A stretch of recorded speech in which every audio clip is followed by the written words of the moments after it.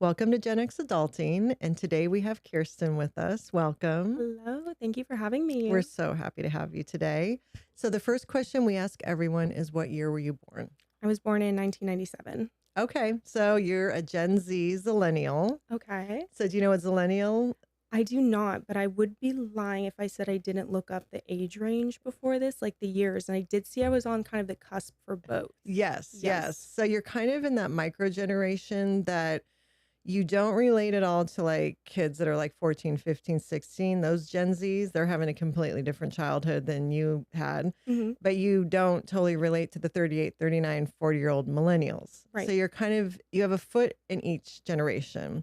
You were able to experience some of your childhood without technology, without a phone, definitely without social media. Hmm. And by the time that entered your world, it was probably more high school age.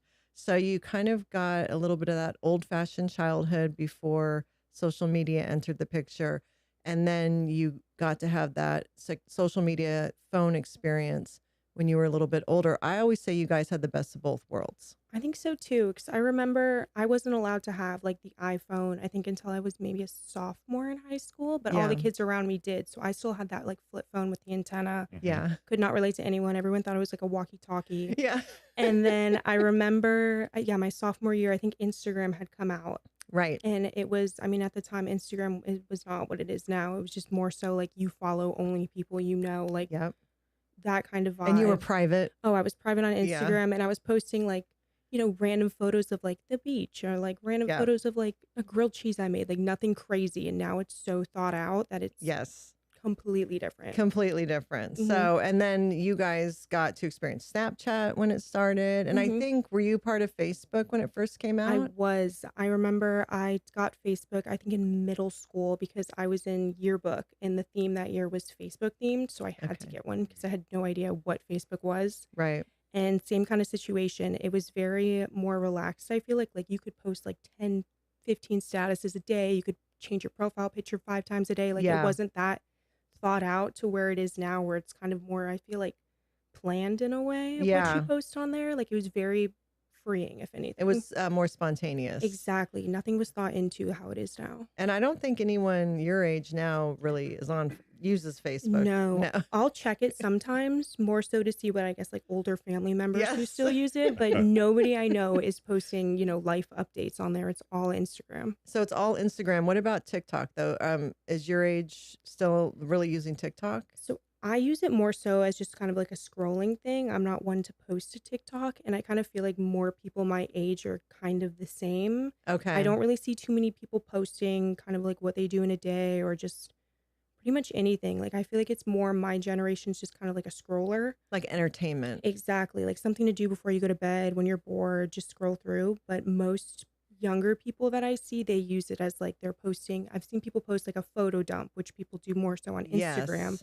So it's kind of, I Yes. feel like almost shifting Yes. that people Yeah. Instagram on TikTok now. I think the younger Gen Zs do those photo dumps. Yes. And I'm Yeah. like, what is this? Yeah, and- It's confusing because I'm like, this is an Instagram thing, but I feel like Yeah. old saying that. I know.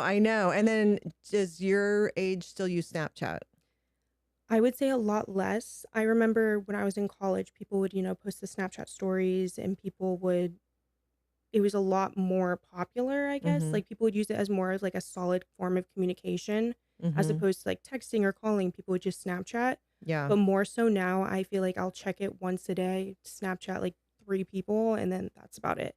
Okay, Nobody's so- really posting. Okay, so for communication, you guys are texting. Yes, now we're back on the texting, which I feel like is how it always should have been. It's like full circle. Exactly. Yeah. It used to be like texting was weird. Like you would Snapchat your friends or you would Snapchat just anybody. And Right. that was your form of communication. You'd type what you had to say on the Snapchat. Yeah. Or even people would use Snapchat messaging. Like I would communicate with people over that. Yeah. And Yeah. then now it's kind of odd. Yeah. Is that an age thing? Because I think when you're younger, maybe you wanted the privacy or the perception of privacy that your parents couldn't see it. I guess so. I feel like it could be an age thing, but also I feel like at the time I was thinking it was almost like kind of cooler to Mm. be using this app as opposed to texting. Yeah. Right. That So I makes sense. definitely gravitated more towards that. But now Yeah. not so much. Now, would you say, like, especially with TikTok, but with scrolling in general, would you say that that has definitely diverted you away from watching streaming services on TV? No, 100%. I used to be like such a show watcher, Netflix, Hulu, everything. And I was actually talking about this with my sister the other day.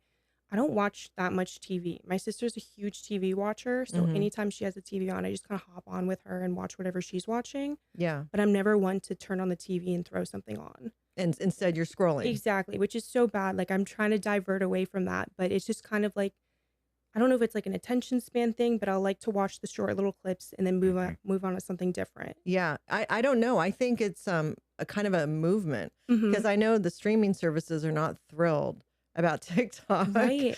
And even, you know, they've got used to Facebook and Instagram, but I think TikTok has definitely affected Oh, the 100%. streaming services, and they're trying to figure all that out. So I didn't know, because I know for us, at least, we don't watch as much TV. We're Mhm. more on social I media. watch TV outside No. of football season and then Mhm. March Madness, maybe the World Series. I don't watch TV. Oh, yeah. And even a lot of TikTok accounts will post, I guess, like popular clips from Yes. certain shows, Mhm. like Grey's Anatomy. I watched like 5 clips earlier Yes. today of like a very key point in the show.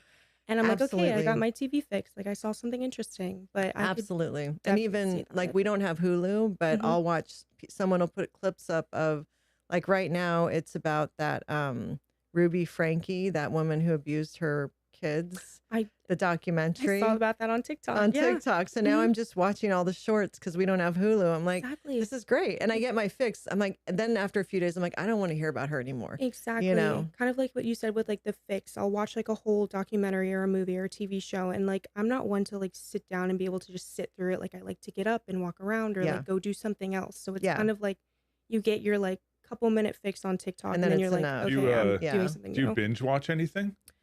Binge watch. So like I said, like my sister Ashlyn, she rewatches TV shows all the time. Yeah. Like old shows, like I'm talking like Pretty Little Liars, Vampire Yes. Diaries. Like she'll be Yes. rewatching, so then I'll end up sitting down and watching them with her. Yeah. But definitely older TV shows we rewatch. Same here. Like Kyle put on, well, she even got him into Vampire Diaries.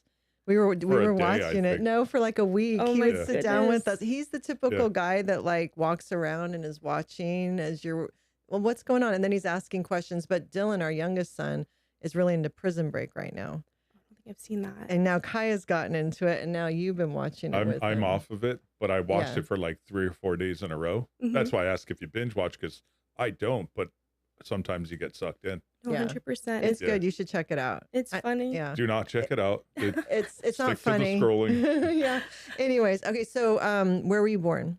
I was born in Boca Raton. Okay. Born and so, raised. all right. So you grew up in Boca, Yes. and you mentioned you have a sister. I do. I have a younger sister. We live together right now. Okay. Planning on keeping living together. Okay. And where did your parents meet? They actually met in Boca in Meisner Park. No way. Oh, wow. Yeah. So both of my parents are from out of state. My dad's from Michigan. My mom's from Minnesota. Okay. They both moved down around the same time, kind of like later high school years. Mm-hmm. It's funny. My mom actually went to Boca High too. No way. Yeah, Wow. I had someone show me an old yearbook. I know somebody whose parents went there, and I found my mom's yearbook picture, which was super funny. That is so cool. But my dad was, I guess, like a bar regular at this one place in Meisner, and so was my mom's dad, my grandpa. And my grandpa was like, "Oh, my daughter's like living with me for a little bit." He lived in Meisner too. He was like, "Yeah, she's like a couple floors above us. Like, someone come get her downstairs, like so she can be social. She's like reading a book or something." Was this after she had graduated from Boca High, or was she still in high This school? was, I guess, so she graduated Boca High, then she kind of traveled around for college. She went to like Florida State, she was in Denver, and then she went to law school in Texas. Oh, So this was wow. post law school. Okay. And my dad went upstairs, knocked on the door. She was very confused what this man was doing, and it just kind of went from there.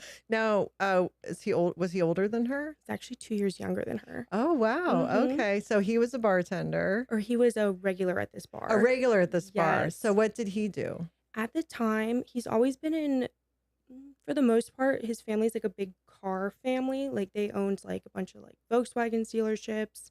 And then I think this was a few years before he ended up opening like a Ford dealership in kind of like Okeechobee, very far, very random. But he was Okay. always in the car business. So I'm pretty sure at the time he was Something with that. something with cars. Yeah. Okay. And then how do you know how long they dated before they got married? I think they met later, like kind of later in life. Like I think they were in their like early to mid 30s at this point. Okay. I don't think they dated probably around 2 years, I would say 2 to 3 years, but Okay. yeah, it was definitely kind of like later So she in went to life. school, Mhm. and was she practicing law when they met?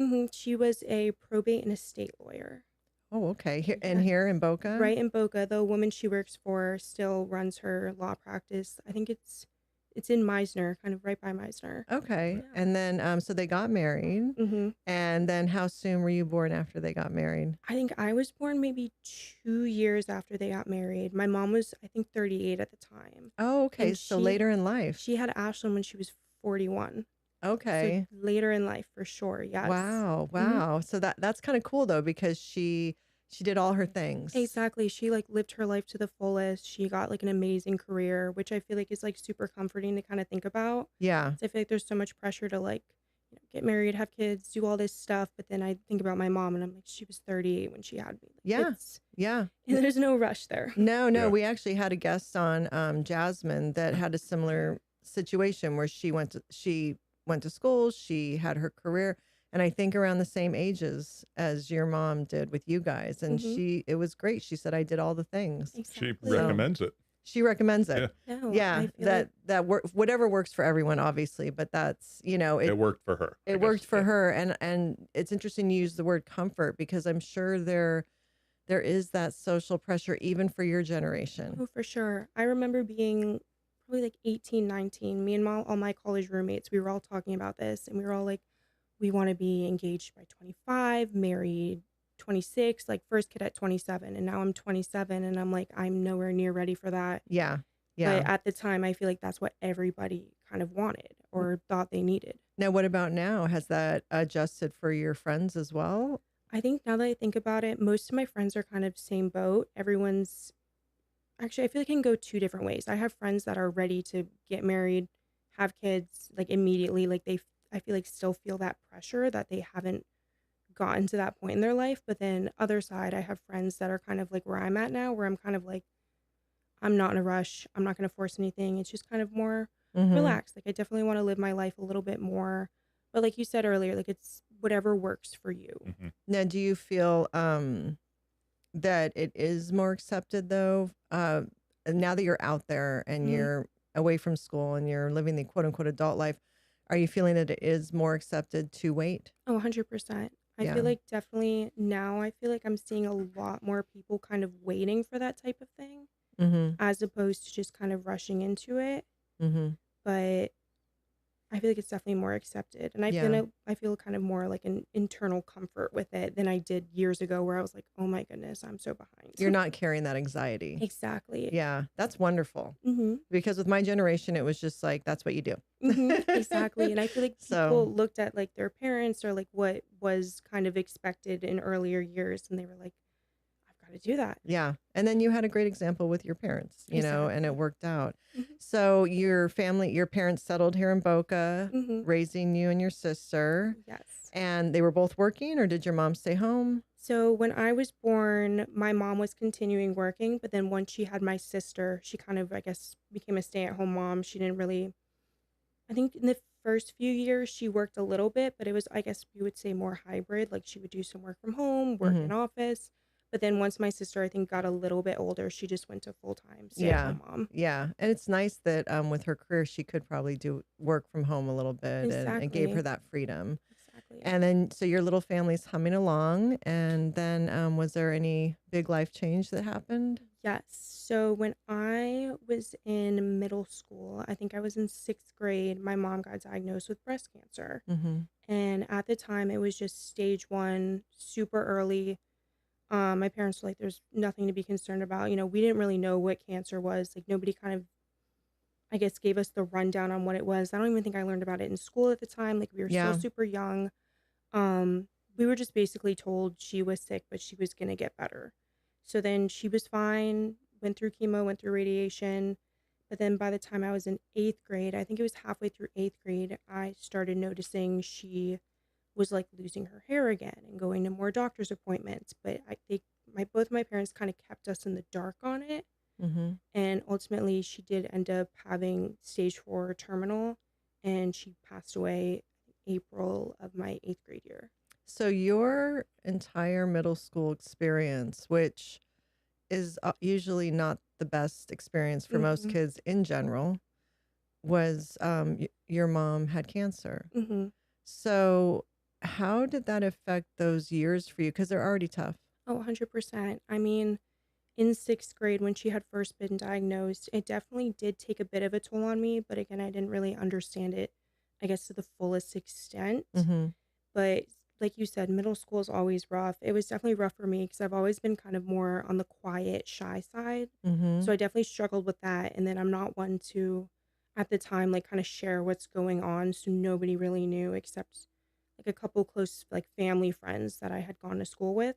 Mm-hmm. So it was kind of like going through middle school with just being like the kind of shy, quiet kid. And then having that going on at home definitely made it super tricky. And then her passing away, I guess, towards the end of my 8th grade year and I'm about to go into high school, like, definitely made it hard. Were you always shy and quiet? Always. In elementary school, middle school, and then I would say high school towards the end, I became a little bit more, but nothing not like a drastic change. Like, I was still very to myself, very quiet. Um, Did you internalize things? oh, definitely. Like, I definitely had struggles in middle and high school that even I feel like I have a couple close friends from high school, like, maybe 2 or 3, but they still don't even know, I guess, like, the full extent of everything going on because I kind of would just go and Do you keep it to think myself. that's genetic? Like, was your mom or dad like that? My mom was very to herself. I Okay. even post her passing away would have people be coming up to me and telling me, she kept everything to herself, like we had no idea, Okay. like that kind of thing. So I definitely got that from her. So that makes sense then. It wasn't just you and your sister. They were keeping it from, sounds like she was very private in general. Exactly. Even yeah, towards me and my sister, towards before she passed away, those months leading up, like we kind of had to figure it out ourselves, almost what was happening, and we didn't find out that it was as bad as it was until a week before she passed away. Wow. Interesting. Mhm. So that's traumatic. Mhm. Um, do you think looking back at those ages you were, and Ashton would have been elementary school, She right? was 5th going into 6th, so another big transition. Another transition Yeah, year. me Oh going my into high goodness. school, her going into middle. Okay. So do you think looking back, it would have helped you guys if there was more communication? I kind of go back and forth on this actually because I I still to this day don't really know how that went down with them deciding not to tell me. Like there was one day I came home from school. This was probably a month before she passed away. And randomly on my dresser in my childhood bedroom, there was like a stack of papers and it was her medical papers and it had the diagnosis on there. It said stage 4, everything. And I mean, at the time, I kind of had a little bit of better understanding about it. And I remember bringing her the papers. I was like, oh, these were in my room. And I asked her, I was like, oh, what stage like cancer do you have?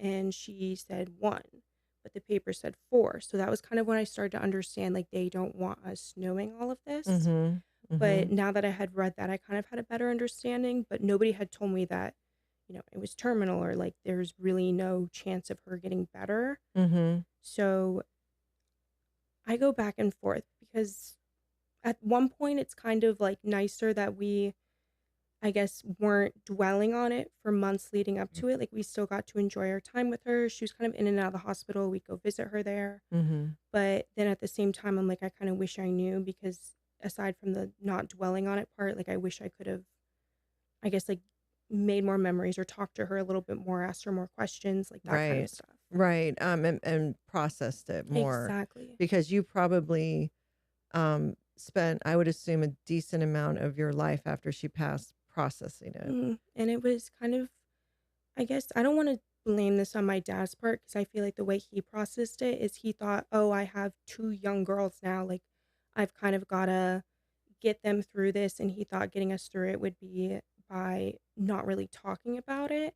So we never went to like grief counseling. We never, like, as it was pretty much like after she had her celebration of life, like, my dad tried to have us like kind of move on from it. He was problem solving. Exactly. And he thought that was the best way to do it, kind of belittle what had just happened, not in a bad way, but No, just no, yeah. belittle it in a sense of let's move on with life. Like I think I only took 1 day off of school. She had passed away on a Saturday. I was back in school on a Tuesday.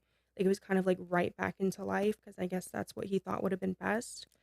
So it was almost an avoidant route. Exactly, yes. Okay. So with that going on and your dad saying we're just going to keep going, we're going to, your mom passes. Mm. Your dad is like, I'm blown away. I'm sorry that you took one day off of school. No, I'm I'm still processing. processing that right now. I was taking the week that she had passed away. She passed away on a Saturday. That week leading up to the Saturday was FCAT testing.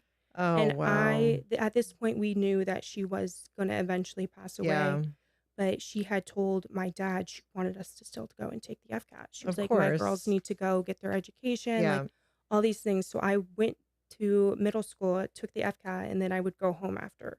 unbelievable, honestly.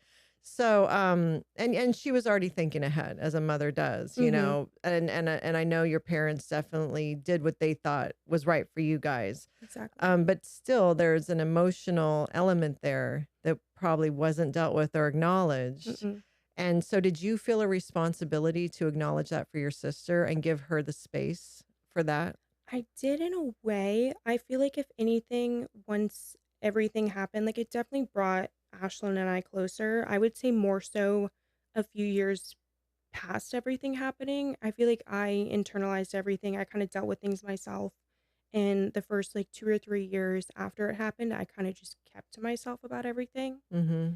And it was more so, I guess I was battling with myself as opposed to what I wish I had done and kind of taken on like that motherly role in a Mm-hmm. way. Mm-hmm. But I would say like definitely now I feel like more of a like a I mean, I know my sister's 25 now, but I still feel like that like motherly kind of instinct towards her, like wanting to Right. help her with everything, do whatever I can for her. Maternal instinct. Exactly. But at the time, I definitely feel like I kind of took the route where I was just dealing with it myself and kind of isolated from everyone. Did you both kind of do that? Did you both kind of go your separate spaces and cope with your mom's passing in your own way? I feel like in a way we at the time, like again, like with internalizing it, we never really properly coped. So I don't quite know how she, I guess, moved like forward from it. Because I mean, I don't know how much she remembers because she was, I think, 10 or 11 at the time. Mm-hmm. But I feel like we both, like how we were kind of almost shown to do just to move on, keep going. Like we both didn't know what each other were like thinking about it. You We say weren't one to talk about it. My dad never talked about it. So it was all very much to Is ourselves. she as shy as you would say you are? Are you different? I think we're different from what I know about her, like high school experience, her middle school experience. She was kind of had like a big friend group. She was kind of more out there. Like she was, like doing things after school, like more so I was kind of like go to school, go home. Towards like later in high school, I tried to get like more involved with things. Like I was in like leadership and I did like DECA because I was trying to get myself more out there. I was like, I'm kind of tired of being like right. by myself in a way, like and being like the quiet person. Right. So do you feel that with your mom's passing, it compounded your shyness and your quietness for a while Oh, because you were self-isolating definitely. because that's how you were coping? When I probably towards the end of my 8th grade year after it happened, I would go days without saying a word at school. Like I would go to school, I'd sit at lunch, like I would sit with a group of like people who were in my class, but I would never speak. Freshman, sophomore year too, same thing. Like I think I had a group of friends my freshman year and I would go sit with them at lunch and I would not say a word. I would just kind of sit, eat my lunch. Like I was so to myself with everything. And I didn't want to, I was not one to share about what was going on in my life. So nobody really knew like how much of a struggle it was. Did they even know that your mom had passed? So one of them, she's still one of my good friends to this day, but she had known, she was there the day she passed. She came over. It was a good family friend, like a good friend from kindergarten. But she was one of the friends, but I feel like she also didn't really know how to go What to about it with do? me because I had Yeah. always been super shy and super quiet, but that definitely amplified. So you were kind of functioning in your own little bubble for like a few years Hmm. and just coping and grinding through. Um, how long would you say you stayed in that state? And I want to call it a bit of trauma, a little bit of a state of trauma. You're Mhm. functioning, you're high functioning trauma. Exactly. How long would you say you existed in that state? I would say honestly going probably I think halfway through college I kind of started to realize that like dealing with this trauma and like everything from growing up, I started, like going to therapy. I was like, therapy is not a bad thing. Like at the time, after my mom had passed, I thought therapy was a bad thing just because we were never brought to a therapist. We were never given that option. Right. I mean, I think I saw like the school guidance counselor in middle school like once when I went back the day at like that Tuesday.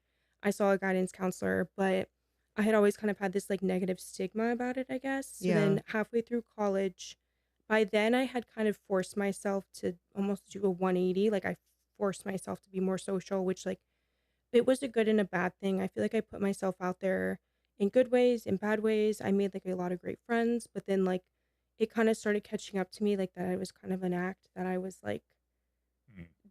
this okay all the time, if that Yes. makes sense. So then I started kind of seeking some help there, which definitely really helped me. Because you went from internalizing everything and not sharing anything with anybody Hmm. and self-coping, to then the exact opposite Hmm. and being out there and being probably boisterous and loud and partying Exactly. and all that. Yes. I mean, Florida State, like, Yes, but that's a shock to the system. exactly. It's Well, such a shock. there's Yeah. a lot of shitty people out there too that you 100%. weren't interacting with. Now you are. Exactly. It's a Yes. big shock because, Yeah. yeah, like I would go to school, go home, like I wasn't, like I had my little friend group, but I wasn't making friends out of that. I wasn't like really talking to anyone. And then all of a sudden, none of my friends really went to Florida. None of them actually went to Florida State. So Oh, wow. it was Okay. immediate, have to make new friends. So you get through high school. I have to go back. I'm Hmm. shocked that your middle school did not help you more. Mm-mm. Which Uh, school did you go to? It's on Estridge. that the guidance counselor met with you once. It was, I think, the Tuesday It's after crazy. it had Unbelievable. happened. She, or she didn't even pull me out of class. It was my fourth period science teacher had met. She said to me that day, she was like, "Oh, Kierstin, like the guidance counselor wants to see you during lunch." And I went and talked to the guidance counselor during lunch. One of my friends, the one friend from elementary school, came and sat with me during lunch in her office. And then I think that was the last time that I spoke to her. It's crazy. Yeah, I kind of wish they did reach out more because, like I said, I was not one to reach out or like go Well, to the guidance no. counselor myself. And you were a child. Yeah, I'm blown away.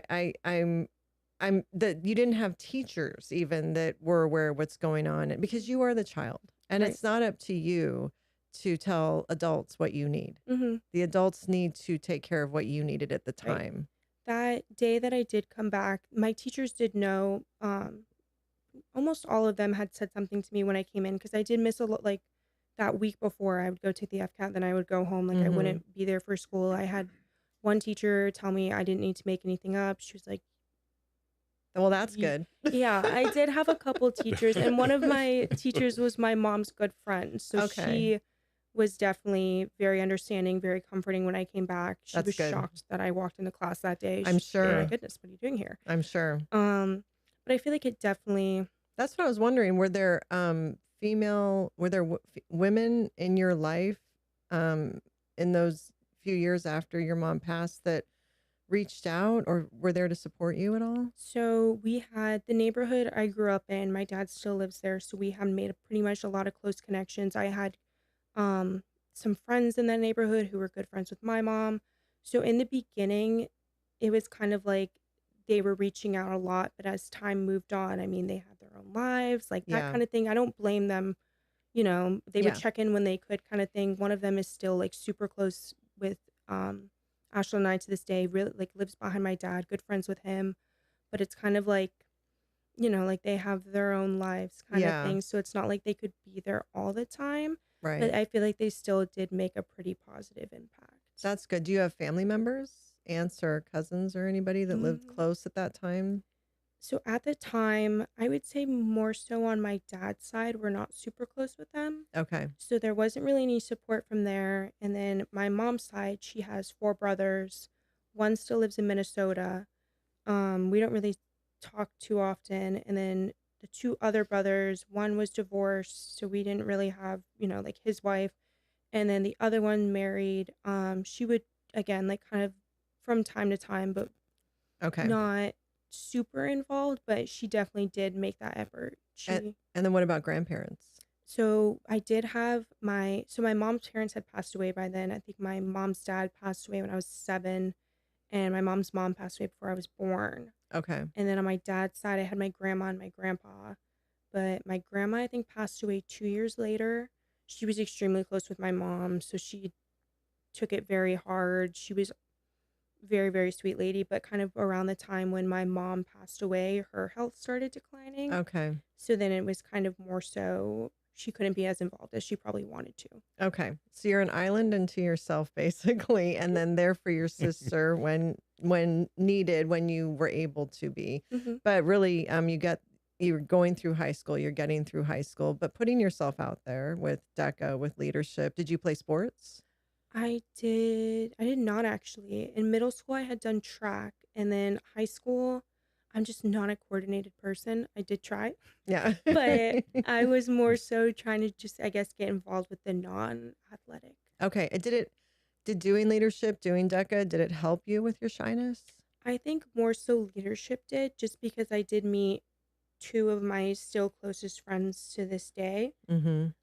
If it wasn't for doing leadership, I don't know what the rest of my, I guess, high school experience would have been. I don't know what I would have done. Yeah. It definitely did kind of push me out of my limit, but I still was, I guess, in leadership, the like shy, quiet girl. And just to explain for listeners who don't know what leadership is, how would you sum it up? I guess I would say it's kind of like a student government, but it's not so much like everyone in there has like a, like a treasurer or vice president. It's kind of like a class you apply and interview for. And then you kind of plan all the events and all the fundraisers, pep rallies, like all kind of the, I guess, like school spirit or. Yeah. You're very involved. Yes. And it's a large group. I think they had like an upper and a lower, like a freshman, sophomore, probably 30 kids, junior, senior, probably like 40 maybe. Yeah. So it isn't just like you said, like 6 kids that hold a government position. It's Right. an actual group that's very involved at the school. So yeah, I would imagine that helped. It did. But you're still internalizing. You're still in your bubble. You Yeah. graduate. Mm-hmm. You choose Florida State. Mm-hmm. None of your friends go there. Mm-hmm. So you get there, you're in the dorms, your roommate you didn't know. I didn't know. I ended up I picked a roommate. I did the whole Facebook meeting a roommate thing. Because back then they were doing that still. Yeah. So I was part of like the FSU class of 2019. And I had met this girl. So I had a summer and a fall roommate, both different. My summer roommate, we ended up getting put in a 3-3. So we had a third additional Oh, roommate. okay. I didn't even know FSU had those. Yeah, it was a 3-3, and then we had like the 2 suite mates on the other side. Oh, okay. But we ended up getting along great with our third roommate, which was good because we were kind of, oh my goodness, Yeah. like you and I have been talking for months, and now Right. we have a third, but it ended up working out perfectly. And same thing with my fall roommate. We were in a 2-2, and it just ended up being great. And I'm That's wonderful. still good friends with them. I would say my summer roommate, the one that I had met over Facebook, her and I are still super close. We Wow. joined the same sorority. We met like a third. We were like a little trio. And I'm still super close with all of them to this day. Which That's is, great. again, like super great. Yeah, that's great. So you joined a sorority. I did. So that Yes. was probably another thing that helped you break out of that shyness, I would Mhm. assume. I would say so. I feel like I still, probably going through the sorority, I still had my close group of friends where I felt like I could be more, I guess, out there or like more vocal and kind of like, I want to say like be more myself and feel more comfortable. But then when big group settings, even to this day, big group settings, I feel like a little bit more kind of a listener or in the background Mm-hmm. than being like the main, like The main speaker. character. Exactly. I'm more of like, in my friend group, like we all can have our main character moments, but in like a big group, I feel like I can be like a little side character, which honestly doesn't bother me as much as it probably used to. I'm kind of like okay with that now. Mm-hmm. But in the sorority, definitely feel like I was a side character. I did do some sort of position holding there. They had like a relay for life. I was their like contact for it. So I was still trying to put myself out there in different ways, I guess, that I felt like would be good for me. Well, with your leadership experience, that would have made sense too. Mm-hmm. Was your sorority one that was super social? I I wouldn't say it was the most social. It was definitely, I would call it more of like we were definitely more into like the kind of like philanthropy, like sisterhood aspect. Like it wasn't like a big sorority on campus. Like it was Mm-hmm. definitely one of the more kind of, I want to say like low key ones. It Mm-hmm. wasn't anything, I guess what they call like top tier, Right, all right. those like sorority Yeah, rankings. yeah, yeah, But yeah. it was definitely more, I guess, on the low key side. So then for sophomore year, did you move off campus? I did. I got an apartment with the one girl that I had roomed with my summer semester, and Mm-hmm. then one of the girls we met through our sorority. So it was like the three of us. I lived with them my sophomore and junior year. And then our senior year, we ended up moving into a townhouse and we brought in one of our other friends. Okay. So then we just did that for senior year, which was super nice. We were worried about bringing in a fourth because the three of us were so close, but Yeah. it ended up working out perfect. So when during that time, did you make that decision to do the shift and really jump out of the, like pop the bubble and jump out? Do you mean like socially or kind Yeah. of? I feel like honestly, like right when I got there, because I had kind of given myself that pep talk leading up to going there, I wanted to be more out there. I did not want to just, like I said, I would go to school days and I would not even speak. I was kind of like, I Mm-hmm. don't want to do that. I don't like that. It does not make me feel good. So I feel like going right into freshman summer C, I kind of just jumped Went right for it. at it. Like my roommate at the time was like, "Oh, like we're going out to do this. Like, do you want to come?" And that's something I would never do. I was like, you know what? Like, why not? Like, I'm here. I'm in college. Like, I'm 7 hours away from home. Like, this is already scary enough. Like, why not add a little more scary to it?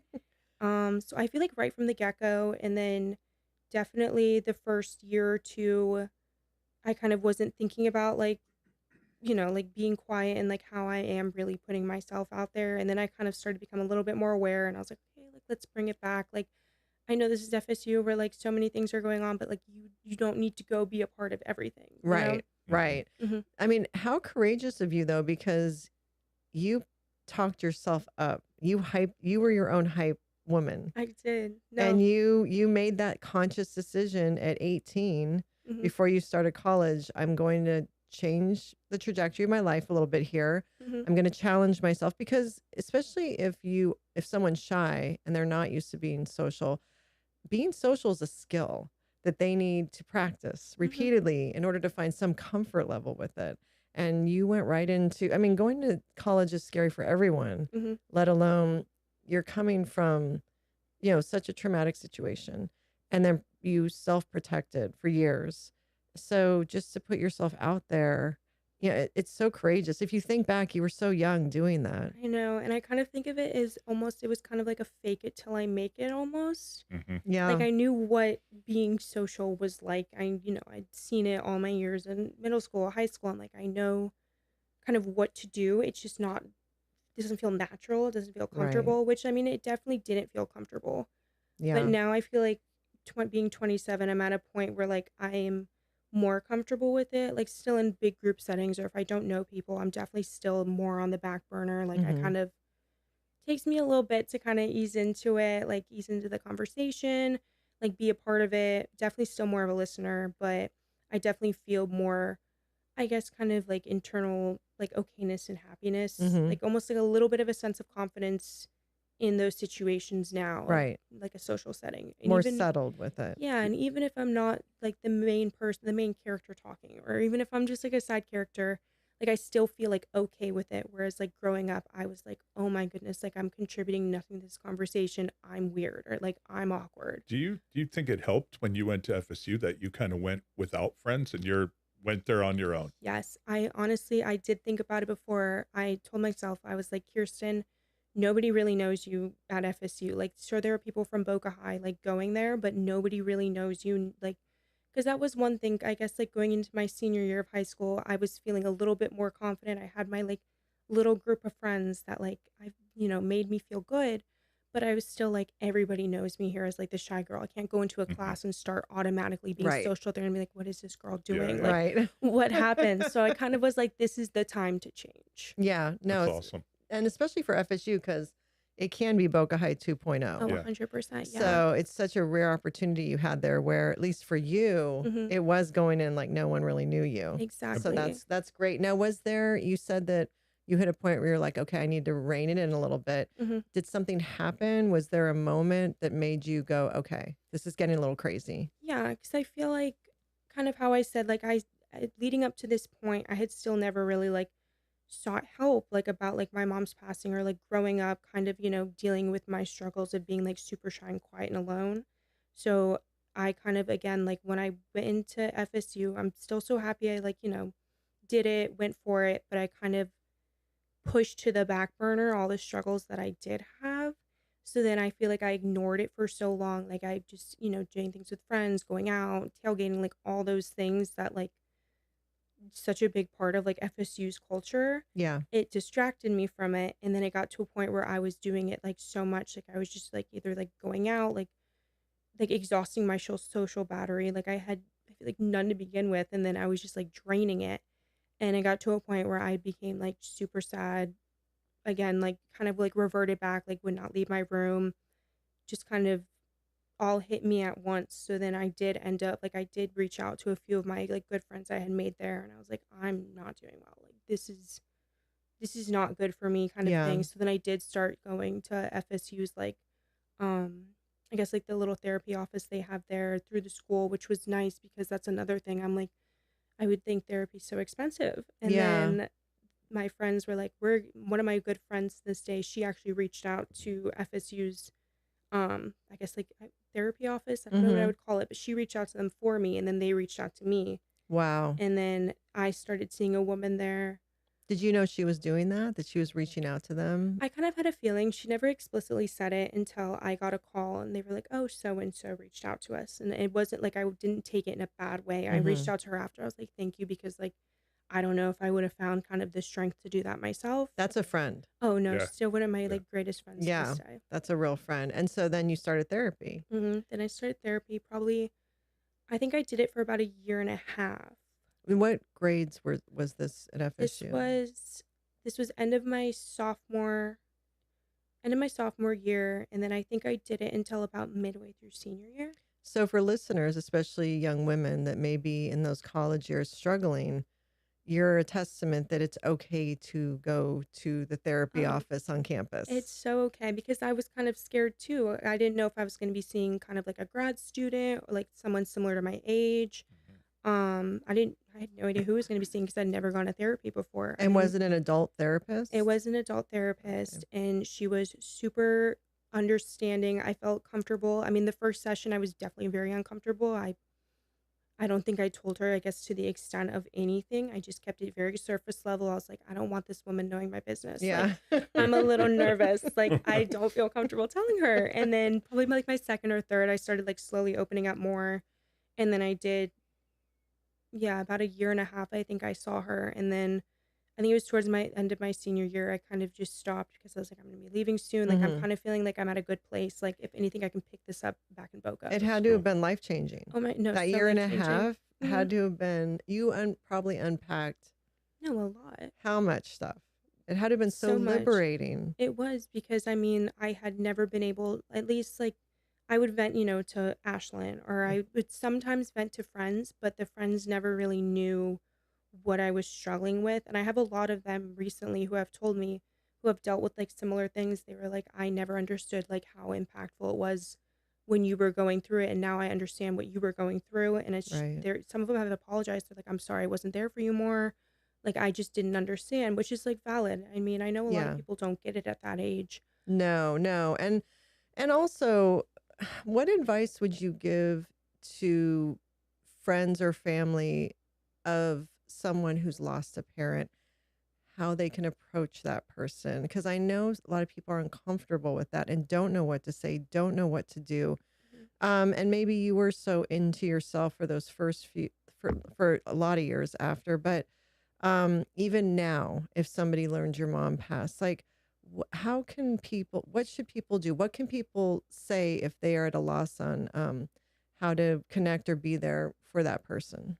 I feel like it's still so tricky because I feel like at the time when my mom passed, if someone asks, what can I do for you? I'm like the type of person who's like, no, it's fine. Like, it's okay. Like, I don't need anything. I feel like people shouldn't, I guess, believe like the surface level of like what they're saying. I'm trying to think. I feel like obviously saying, like I'm here for you no matter what, but then again, like if they're like me, I'm not going to reach out to someone. Right. I'm going to be like, okay, I can take care of this myself. I guess even more so, I wish I had people that kind of would bring me to like do things, like invite me to kind of not be by myself all the time. Like invite me like the movies, the beach, like kind of like, I don't, not in a distracting way, but just kind of someone to bring me out of like my little, like depression room, like Mm-hmm. that kind Mm-hmm. of thing. To just do that little extra effort to be inclusive Exactly. and to Yeah. plan something and be like, come on, we're doing this. Would Yeah. you like to come? And would like acts of service kind of like, even if it's something as small as I made you some brownies, Yeah. or maybe it could be a random thing. I saw this candle, Something to make you feel like, I guess, less isolated and less alone. Whether, yeah, acts of service, even words of affirmation, I feel like definitely feel nice. yeah, just to keep that connection, Exactly. to not let that person completely disassociate Mm-hmm. and isolate, but just to keep that connection to the humanity, Just it Exactly. feels like you knowing other people are thinking about you, Mm-hmm. and then trying to bring you in out maybe is would Yeah, help. just Yeah. those little things. And for some people, that's probably easier than figuring out what to say. Mm-hmm. Because figuring out what to say, especially if it happens when you're young, you're surrounded by young peers. Right. They're not going to know what to say. No, nobody knows So no one knows, how to but go even about just that. those small, just something small, like that's great advice. Mm-hmm. Honestly, that's really great I advice. think it's huge because It's huge. I had a friend whose mom passed away when we were younger. No one dealt with it, and Mm-hmm. it was I it still kind of haunts me to this day because nobody reached out like appropriately or Mm-hmm. as much as we could have. Yeah. No one knew what that person was going through. Yeah. Exactly. It's hard because, yeah, nobody around that age really has No. to deal with it. So it's Yeah. like very valid that, my friends and my peers didn't know. But I guess, yeah, if I was to give any advice to people that age that have like a friend or family member going through that type of thing, just, let them know you're there, make them feel included, not so Yeah. isolated. And if you do see them isolating, definitely Do something, invite them out anything. to do Yeah. something, coffee, lunch, like Yeah. that kind of thing. Go to I Whole Foods and buy a couple snacks and bring it Exactly. over, just something to keep them so they know they belong still, Mm-hmm. so they don't completely disappear. Yes. I Yeah. do have a question. Prior to you talking to the counselors at FSU, your one friend who made the call, right? Mhm.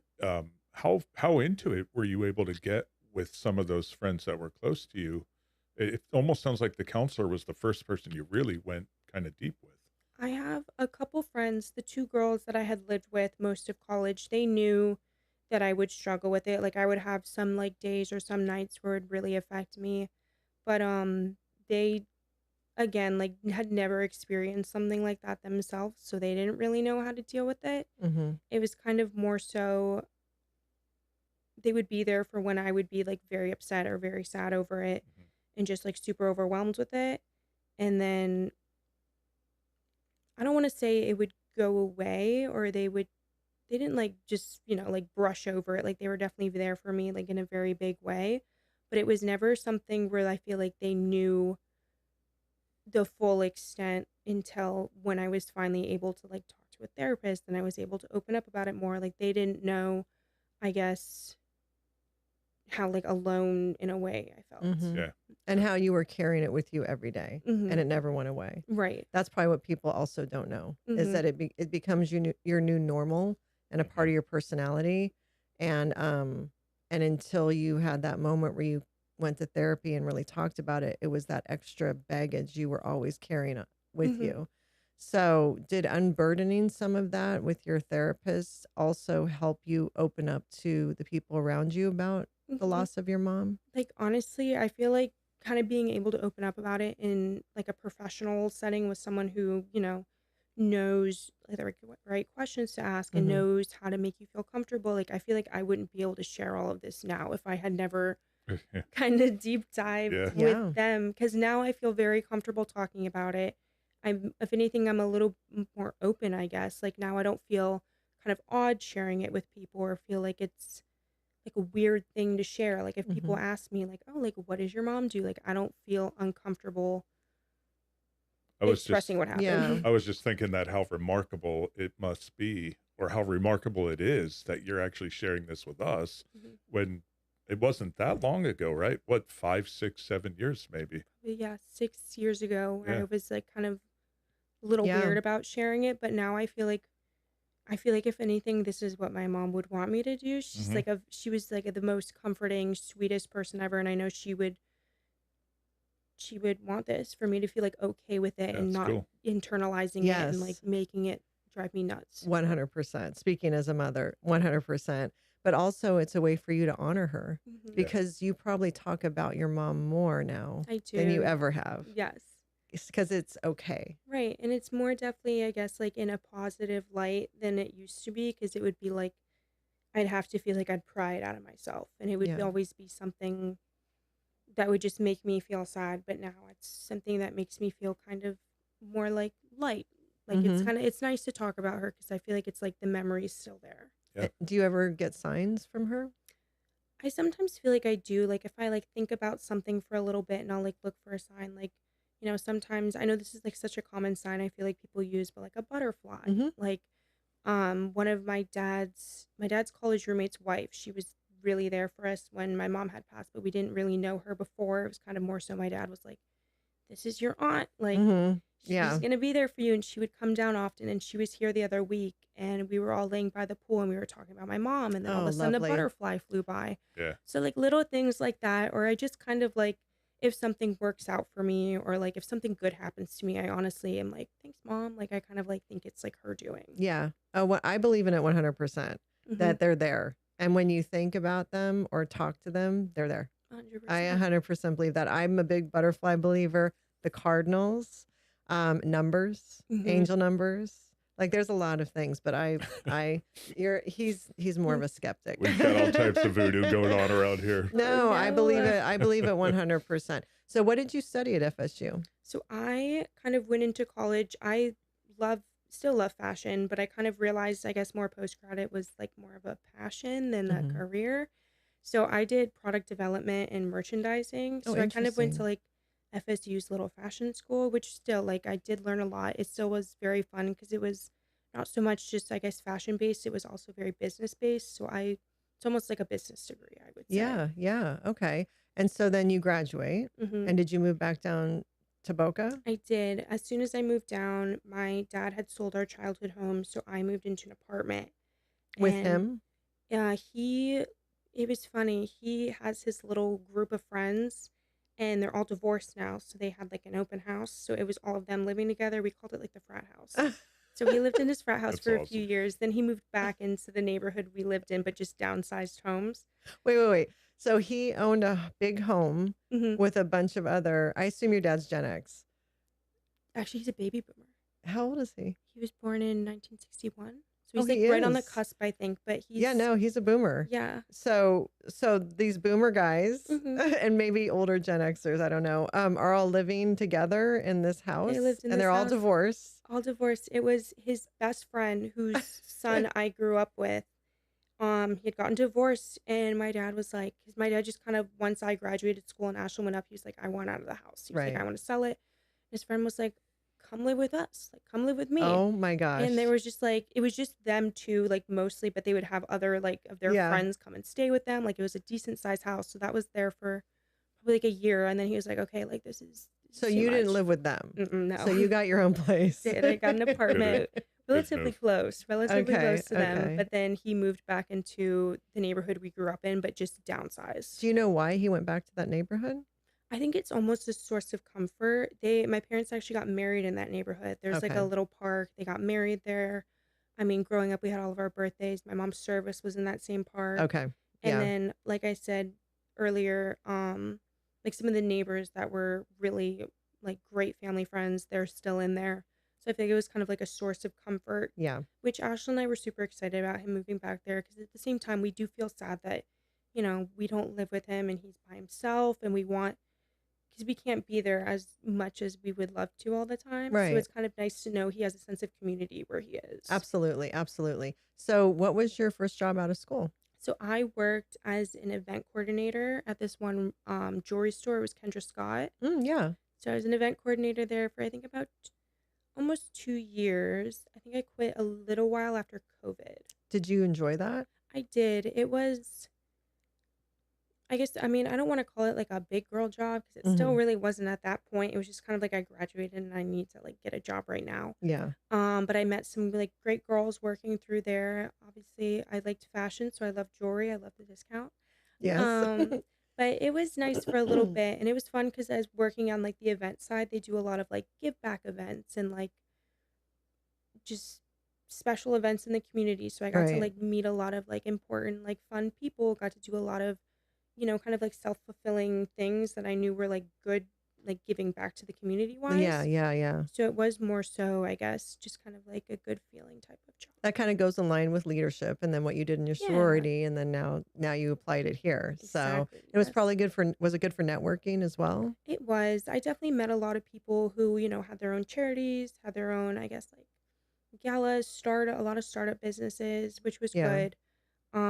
So definitely did meet a lot of people through the community, which I do think about, from time to time, the fun, special things they would do. Yeah, yeah, yeah. And then where did you go from there? So then I kind of quit almost on a whim. So the one thing I hated about that job was I had like a very, very awful manager. Mm. And it kind of just, I reached my wit's end and I was like, I'm ready to stand up for myself and I'm ready for quit. So I sent in my 2 weeks, had no idea what I wanted to do for a little while. And then I had a friend who I was kind of like, I still no idea what I wanted to do. I was like, I don't know if I want to go like a 9 to 5 route. I don't know if I want to, go get a master's. I had no idea what I wanted. And she was like, oh, like if you want to come work with me at Hooters, it's good money. Like it's the easiest job ever. And I was like, okay, like why not? So I Yeah. started there. I think I was there for about 2.5, maybe 3 years. It was one of those jobs where I was like, oh, I'll be here for 4 months, and then Right. did So not how would you last. describe to someone what it's like to work at Hooters? Because there's a lot of assumptions. Oh, for sure. So Yeah. what's the reality? So I would say definitely like the assumptions that there are weird people that come in there. Like there are weird people. Yeah. But I would say more so the store I worked at being in Boca, it was more on the nicer side. Like I did deal with a lot of families Okay. as opposed to like the one random guy who could come in by himself type of thing, Yeah. which I mean is definitely very different than I expected. I expected to be there for 4 months, have to put up with a lot of random things and like just suck it up. Yeah. And then I went there and there was actually like normal families or normal people that would come in, which I found like extremely shocking. Right. But we were, I guess, like a franchise store. And I guess when you compare franchise to corporate's very different Oh, and do you than know in what franchise. way it's different? It's like the uniforms. Like we had just our normal white, orange shorts, tights. Like they were like able to wear like crop tops. Like they had a different type of shorts that were like they looked like a diaper shorts. Oh Like, my goodness. and I guess they would just get in general very different clientele Mm. as opposed like my manager was very much so gearing towards like families or like the Yeah. college students. Like he did not care for the old men who would come in by themselves like on a random Tuesday. Right, Like right, right. he was very good about making sure we were all comfortable and he wanted to kind of gear the clientele towards nicer people. That's wonderful. Yeah, it's definitely different than I thought it would Well, be. we've Yeah. done some how many birthday parties have we done A there? few. Yeah. Nathan had one there when he was in 8th grade and Dylan I think had a couple. You were part of one of those Yes, Yeah. parties. I was your Yeah. server for You one of were a them. Yeah. server. That Yeah. was fun. Yeah. So I've always but I never thought of it that because it's in Boca and because of the way your manager ran it, we felt comfortable going there. Yeah, it was a 100%. family place. Yeah, it was a Yeah. family place. And so I never once, because I would have some friends be like, or family be like, Hooters. And I'm like, it's not like that. That's It's exactly not. what I would tell people when I would tell them Yeah, I work there. They'd give me a look. I'm like, no, I swear, like it's not what you're thinking it it's is. not. It's not as I guess everyone assumes where it's kind of like, oh, like a trashy or like weird kind of place to go or work at. Or very sexual. Exactly, that Yeah, too. Like, I mean, yeah, yeah, there would be the people that would come in and I could immediately tell off the bat, I'm like, these people are going to be a problem. Like, they're going to say some weird things. But it was more so my mindset whenever I would go into work was kind of, I'm in a costume, I'm playing a character. Like, I'm here to make my money, I'm here to leave. Like, I yeah, never mixed, I guess, my personal life and working there. Like, I kind of would just show up, clock out, go home. yeah. That's I great. never got Did caught up in that. Did you ever run into where men made passes at you or like inappropriately touched you? No one's ever touched me. I know there were girls that would have someone try to inappropriately touch them, but then like a manager would get involved like immediately.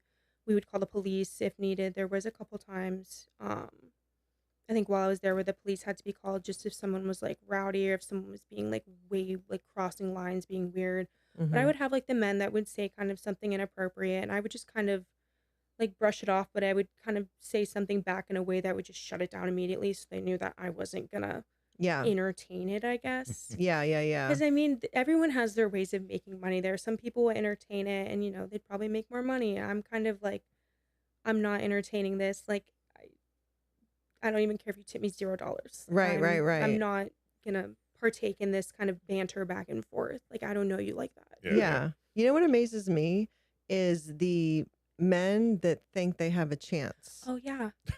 No, that's the thing. A lot of men that go in there because there's regulars there. Like there's a lot. Yeah. It's two sides to them. Either they're actually very nice people and like I could tell they're not creeps. Like it's just a good spot for them and their friends to get together. And then there's Right. the regulars where they walk in the door and I'm like, oh my goodness, like what a great start to my shift. Like this is gonna go bad. Yeah.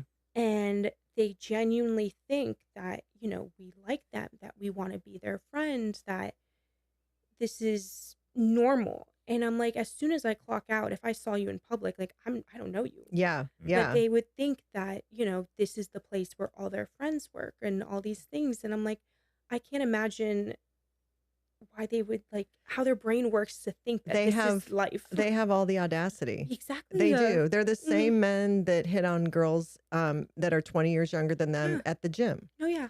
And it's just like, why do you think you have a chance with this girl? No, honestly, I would have again like older men where like I was like very nice. Like I would like try and be very bubbly. And I guess like some men would take it as a way of like me, like, oh my God, she's being so nice to me. Like Yes. she wants to go on a date with She me. wants me. Exactly.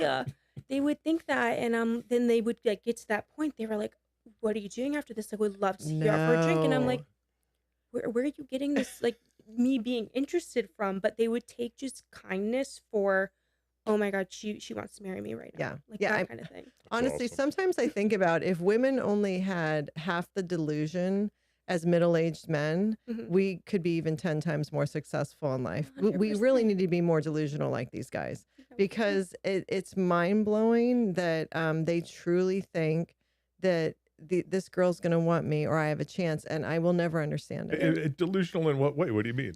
What I just said, that they think they look at a beautiful young girl Mm. and think, I have a chance with her. And when zero. But are you saying that you can go in there in like cougar mode to a young No, guy? no, I'm saying Is if that we what no, I'm saying if we had half the delusional, if we were half as delusional as middle-aged men when they're looking at younger women, we could, do every dream we have. Yeah. I Just gotcha, I just gotcha. to be like half The that empowerment of delusional Right. thinking. Yes. It's like Okay. that Yes. confidence they have. If we had that Yeah. confidence. Yes, to if we had be that delusional. Yeah, Yes. throw a couple beers in, maybe a couple cocktails, and it's on, right? Yeah, no, round of buffalo shrimp, like they're Yeah. in for it. They're ready. Buffalo ready. shrimp at a Foster's. Oh my gosh. That's awesome. It really blows my mind. And I'm sure you saw your fair share of that Oh there. yeah. No, I Yeah. mean, like I said, I kind of tried to, I was a nice person while I worked there, so a Of lot of course. people mistook it. So then when some older men or even men my age would do it too, which I found also very strange, Yes. I would have to, divert that immediately. Like I had a boyfriend the entire time I worked there, even if I didn't. I would Right. tell everybody I had a Yeah, yeah. boyfriend. Of course. I was in Yeah. a constant relationship for those like 3 years, like no matter what. Yeah, yeah, yeah. Now, did Mhm. you ever hilarious. encounter while working there women who would get really jealous or snippy with you? Yes. So I would make sure if I was ever serving a couple, I would always try and focus on the woman. Because I'm like, the last thing I want is this woman thinking I'm trying to steal her man, Right. which is always a time where I'm like, this man is, like, I don't want this man. But Trust they would me. always, it's almost like they would sometimes have that self of like delusion almost too. Like, Yes. we're in this restaurant and the waitress is going to flirt with my man and like she's going to steal him or something like that. Like, there would always, I think I encountered it a few times, but once I started focusing on the women, I never really had a problem. But other Okay. girls I would work with, like, the women would be so rude, like so catty, like so snippy because they would ask like their boyfriend or their husband a question. It's like like, just forget about our outfits, like, we're servers, Yeah, like, yeah, that's yeah. Yeah. what we're doing here, but a lot of women would take it, like, very wrongly, just and they walked into the restaurant themselves, no one, like, forced them to No be one there. forced They're you to ready be, to yeah. go. Well, Exactly. Yeah. they have their own delusion Mhm. because they think everyone wants their man. And it's Exactly. like, no one wants your man No. except you. I'm like, exactly. I'm like, you can keep your man. Like, Please. you guys are great together. Like, I'm just clocked into work right now. Like, Yes. that's all I'm trying to do. I'm just trying to serve you your food. Like, let's not make it tricky. Yeah, Did exactly. did you ever get hit on by women?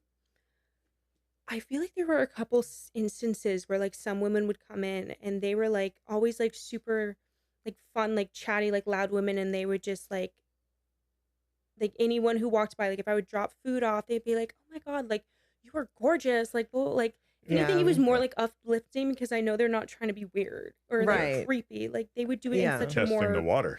maybe Maybe. Yeah. could Yeah. be. It's hard to It's know. so tricky, It's but so hard to know if, I mean, and then there's the women that obviously like women, right. but then there's ones you don't know. Right? I Yeah. feel like it's almost the women who like liked women would go about it in like such a more almost respectful way. Yeah. Mhm. Like the men, like just for example, what was it? There's this one line that I would get so many times. It was like such an inappropriate line, but I would get it from like 15-year-olds. They were like, "Oh, can I get a chicken breast? Like hold the chicken." Oh, Like God. they Oh my would do God. lines like that, and it would come from high schoolers, and I would look at them and I would be like, Where's your mother? where did you learn Take that out this? of the repertoire, guys. Yeah. Like insane. But you mean middle-aged men would say this as well? I feel like I did hear it from like one or two middle-aged men. I just would kind of look at them and walk away. It's I'm like, it's the delusion we were talking about. absolutely, absolutely. Do you have any story that's really bad? I'm trying to think. So there was one, I guess I can tell this story. There was one regular. He's been since banned, but I guess he was kind of one of those that would get like banned and unbanned all the time. But he would come in every Friday night and he would be coming. I think he had been going in since that store opened, so early 2000s, every Friday night. It's been there that long? I think it was in one location, I think for 10 years, and then moved to where it is now for 10 Okay. years. Yeah. Same GM. So he had been coming in for I guess like 20 plus years every Friday night. He was definitely like very like socially awkward, but like my manager would use that as an excuse for him to be able to still be coming in. But like he would walk in the door and we would all like run and tell the hostess like do not sit us with him. Like do not, do not, do not. And there was a point where he would park. So when we would have to come into work, we would have to park at a certain location Yeah. just so it's like safer than like having to park like in front of the restaurant and seeing what cars we drive. He would park where we were parking. No. And when we would all walk to our cars, he would be sitting in That's his car. predatory behavior. Awful. And my manager would be like, "Oh, he's not a threat. He's not a threat." But we would hear all these stories about things he would do, things he would say. And once you started kind of like, I almost want to say like, again, like how I said that I was like a very nice person. Like I Mhm. could definitely tell he was a little odd, like probably had some like problems, like something like that. So at first I was like kind of like very surface level nice. Like I would just kind of smile, take his order, and leave.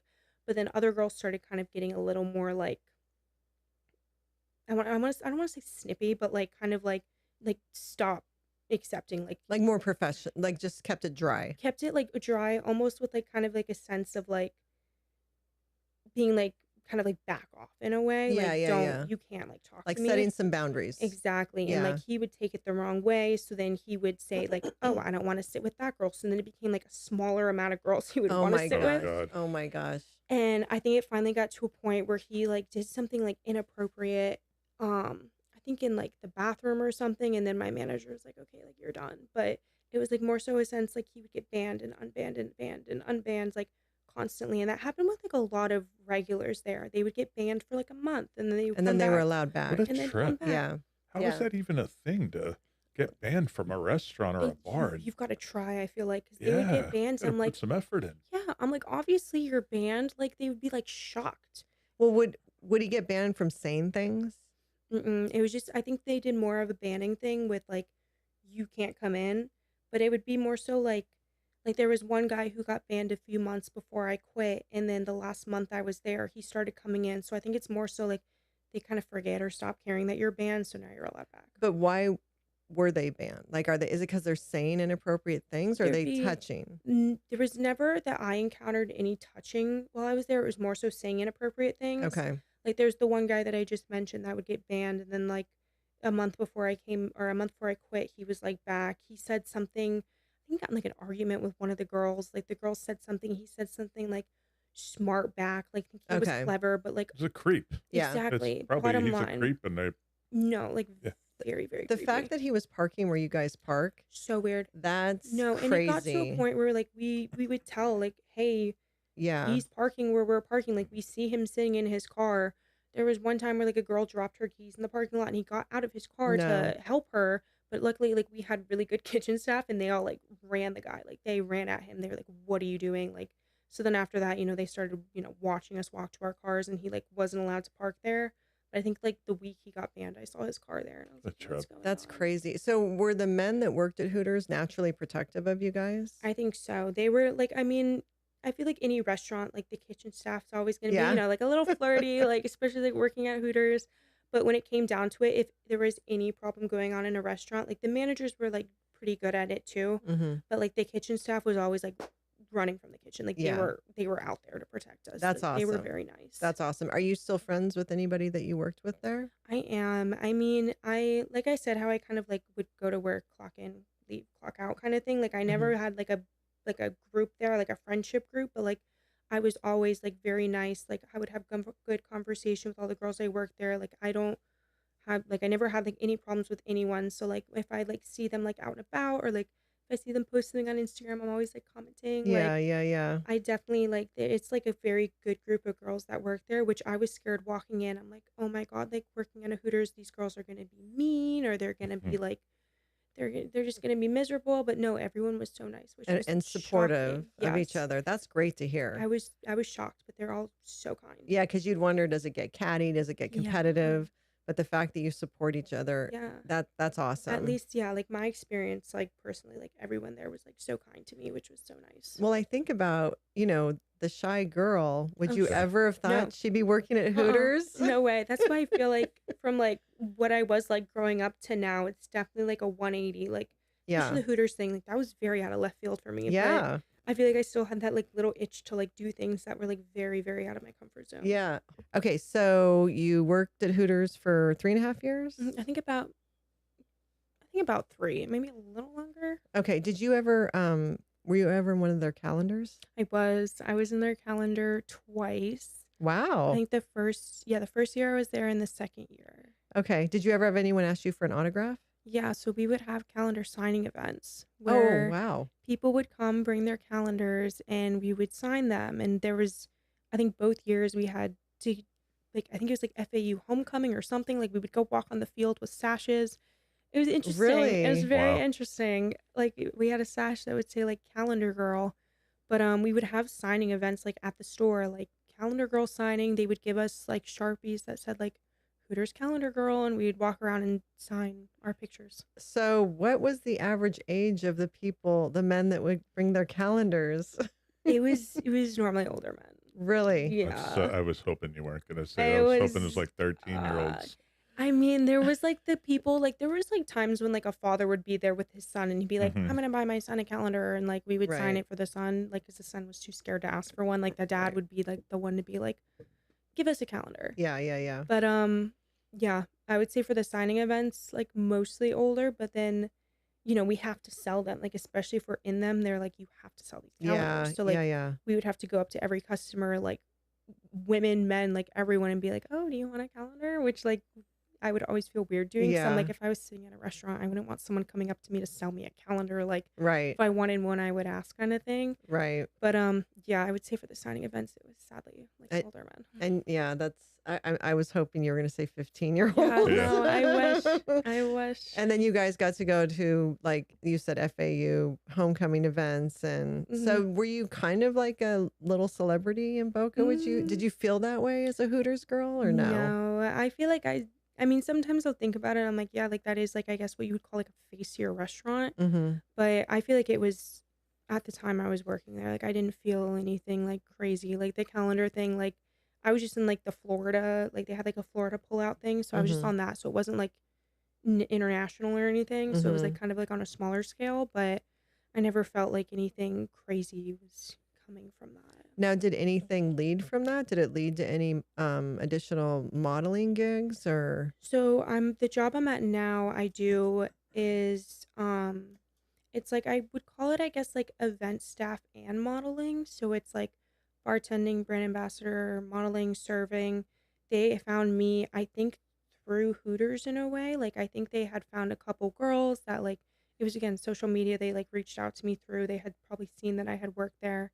And they reached out to me, and then I started working that job, and that's still the job I'm currently working. So I would say that job definitely came from it. so you left Hooters to go do this job full time?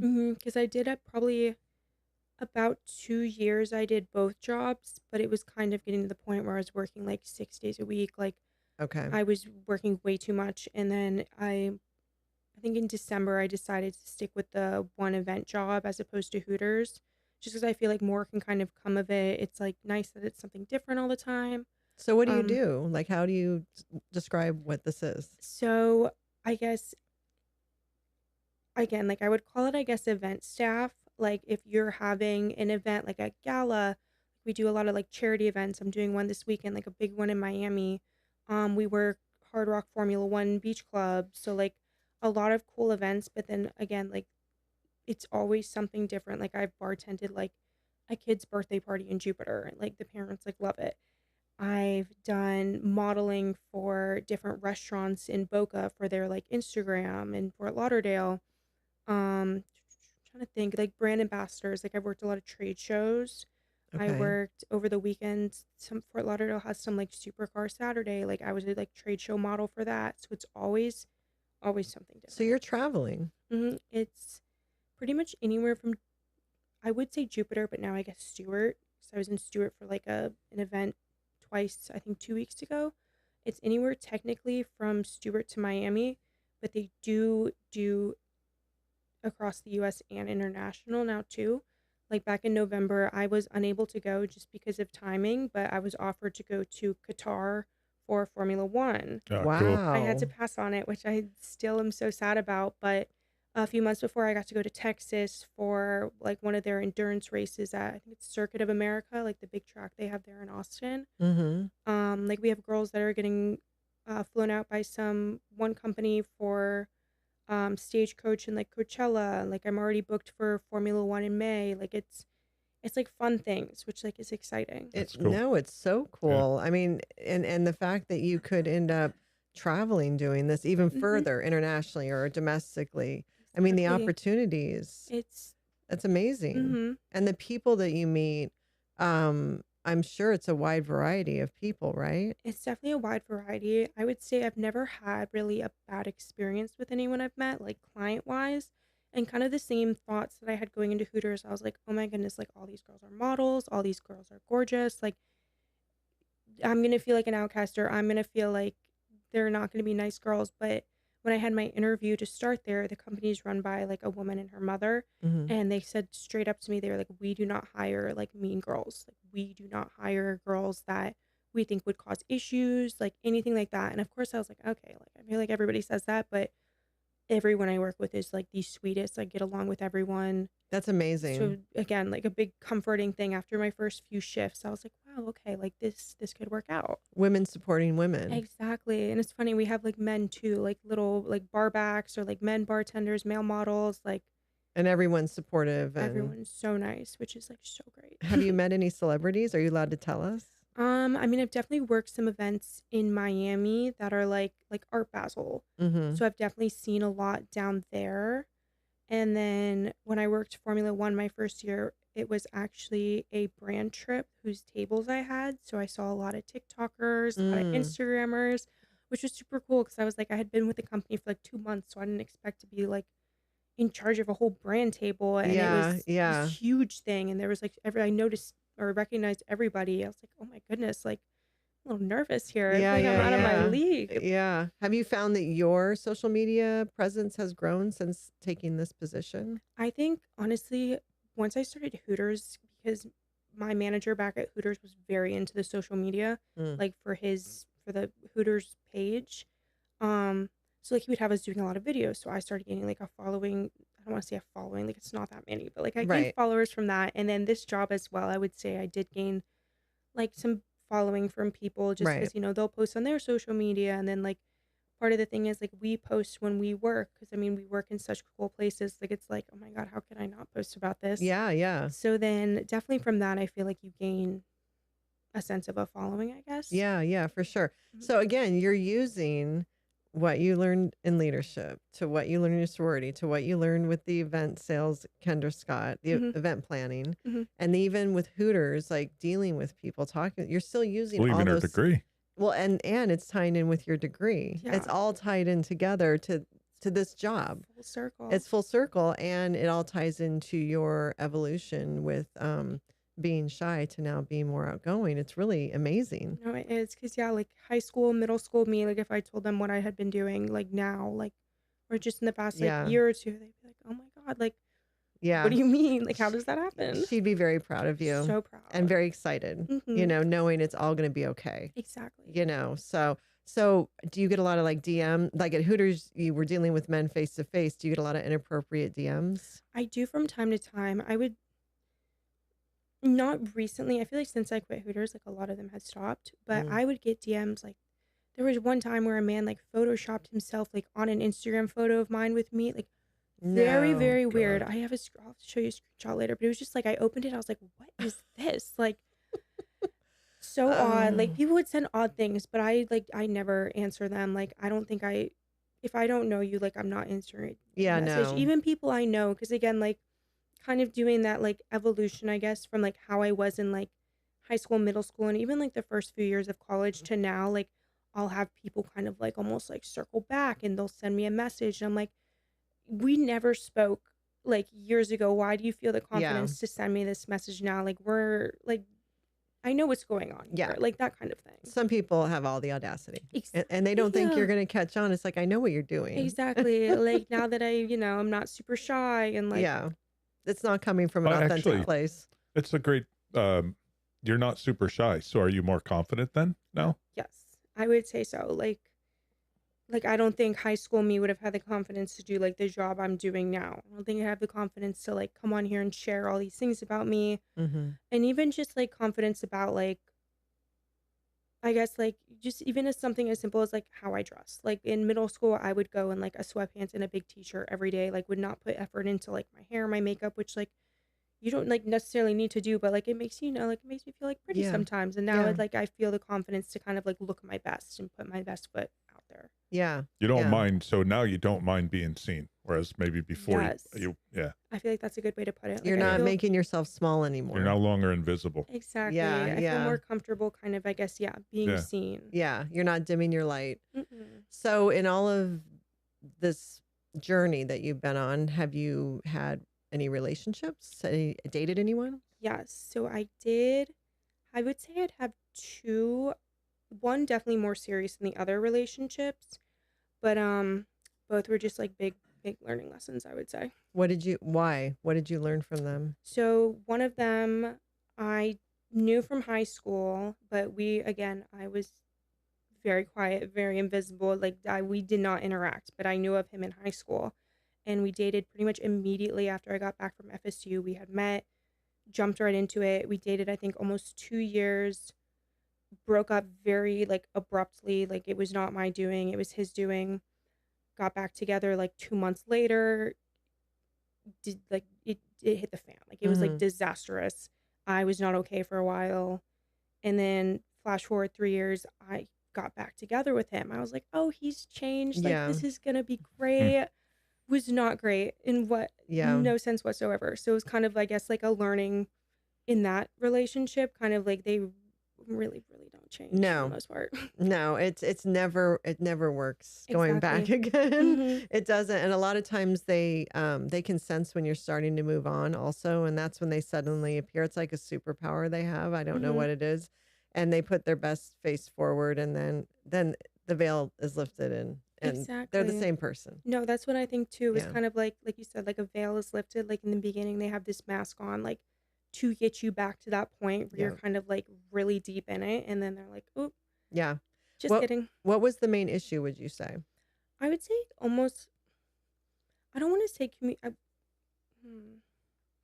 I would say communication was a big one, but I feel like also he didn't want a relationship almost at certain points. Like I felt like I was kind of a bother almost to Mm. him. Mm-hmm. Like it was like kind of like he wanted to live his life, and if it was ever something like to do with me that like didn't work for him, it was like the end of the world, like all my fault, like that kind of thing.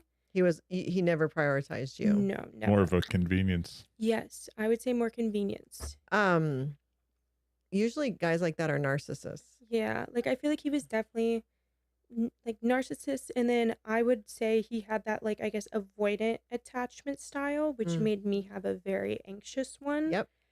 And it was kind of like I thought like I was nuts. I was like, is I the problem? Like, am I the reason for all of this? And it wasn't until being removed from the relationship, probably a couple months, like probably back in like November, December, I finally kind of saw the light, and I was like I had been out of the relationship for like maybe 3 or 4 months at this point, like thinking like, oh, I'm it's like such an issue. Like I like made him He break up with gaslit me, you. Yeah. and then You were probably gaslit. no, yeah, and then I Yeah. kind of like looked back to it, and I was like, wait a minute.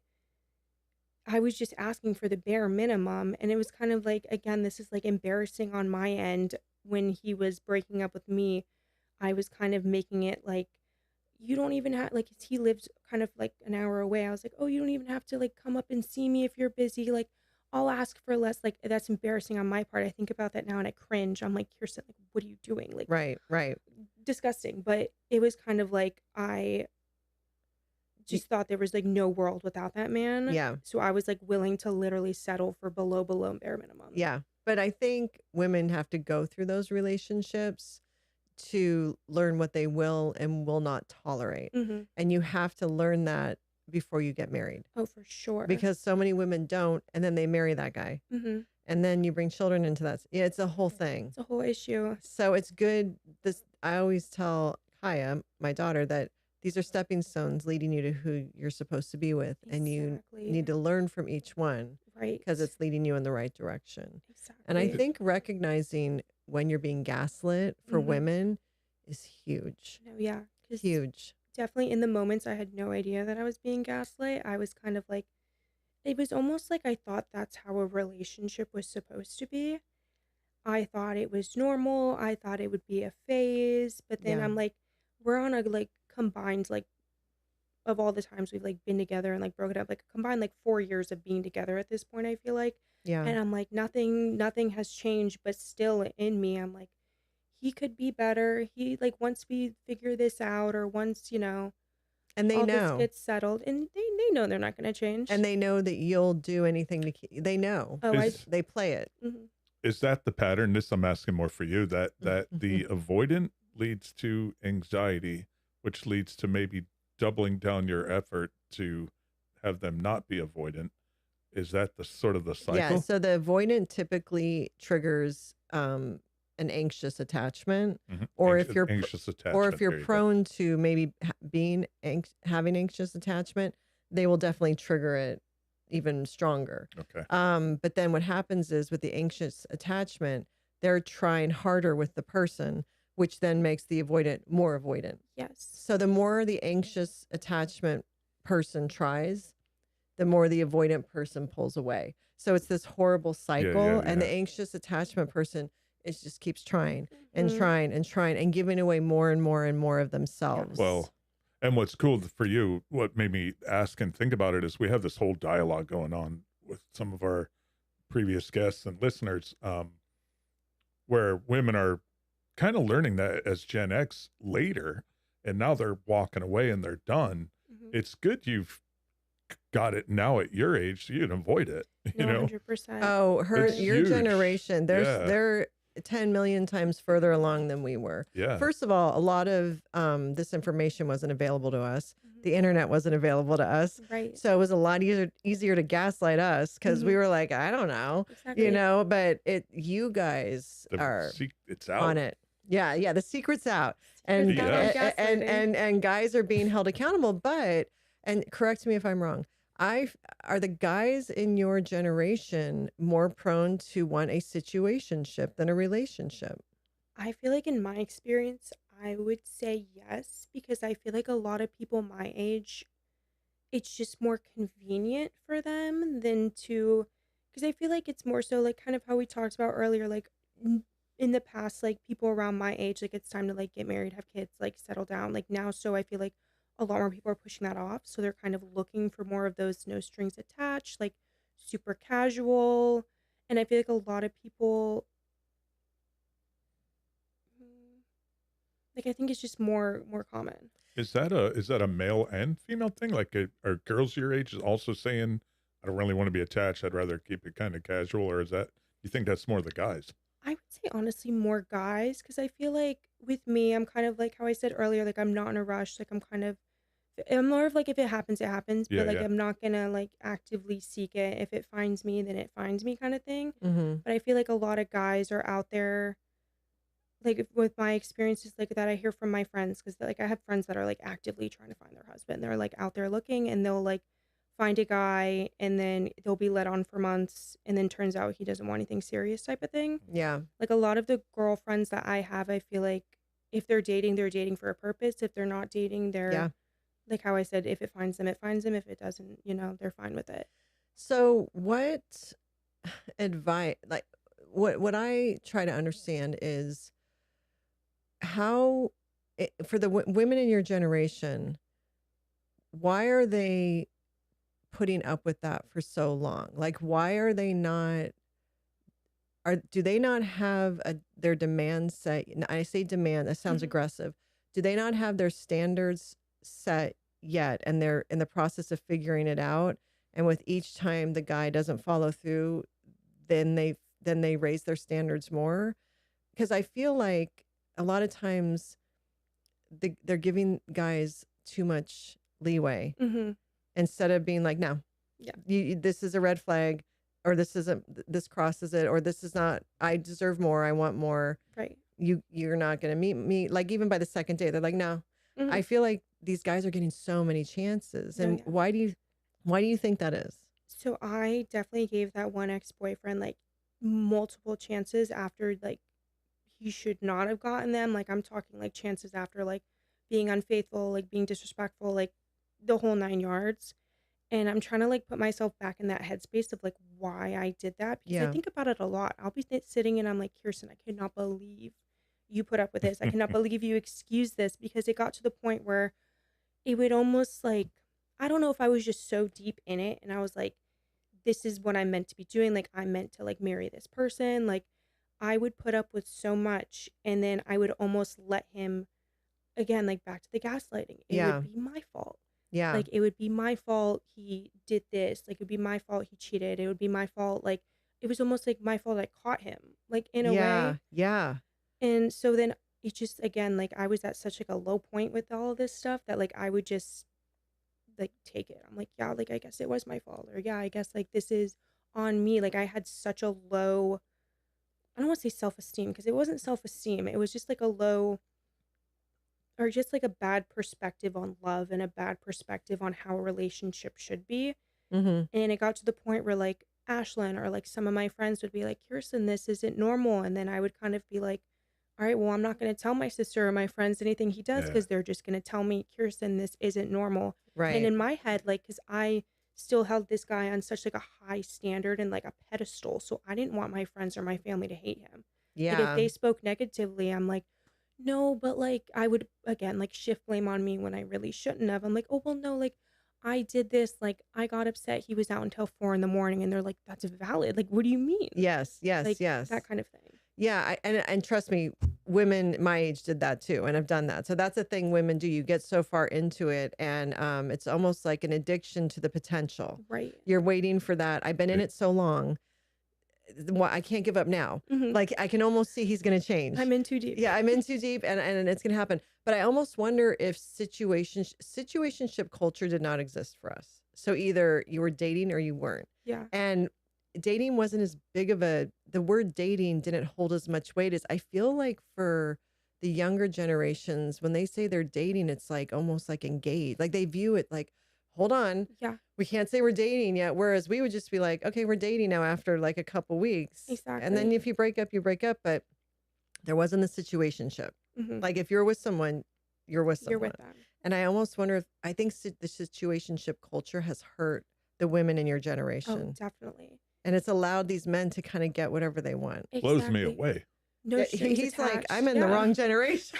Yeah, that blows me away. No, but it's definitely true because there are so many situationships, like situations that I've like seen or like been a part of where it's like I think they like that like no strings attached thing. Yes. And like you said, they get away with it with no consequences because they were never officially dating. So it's like I can do whatever I want. There's no labels. Like that's what I think they get like a sense of comfort and like power from. Yes, the word labels, that wasn't a thing. It was just we never even thought about it like Yeah. that. And we were just like, oh, it's my boyfriend, my girlfriend, where I think the younger Gen Z put such weight on this label. And it's like, but I think and some young women might get mad at me, but I think it's on the women to change it.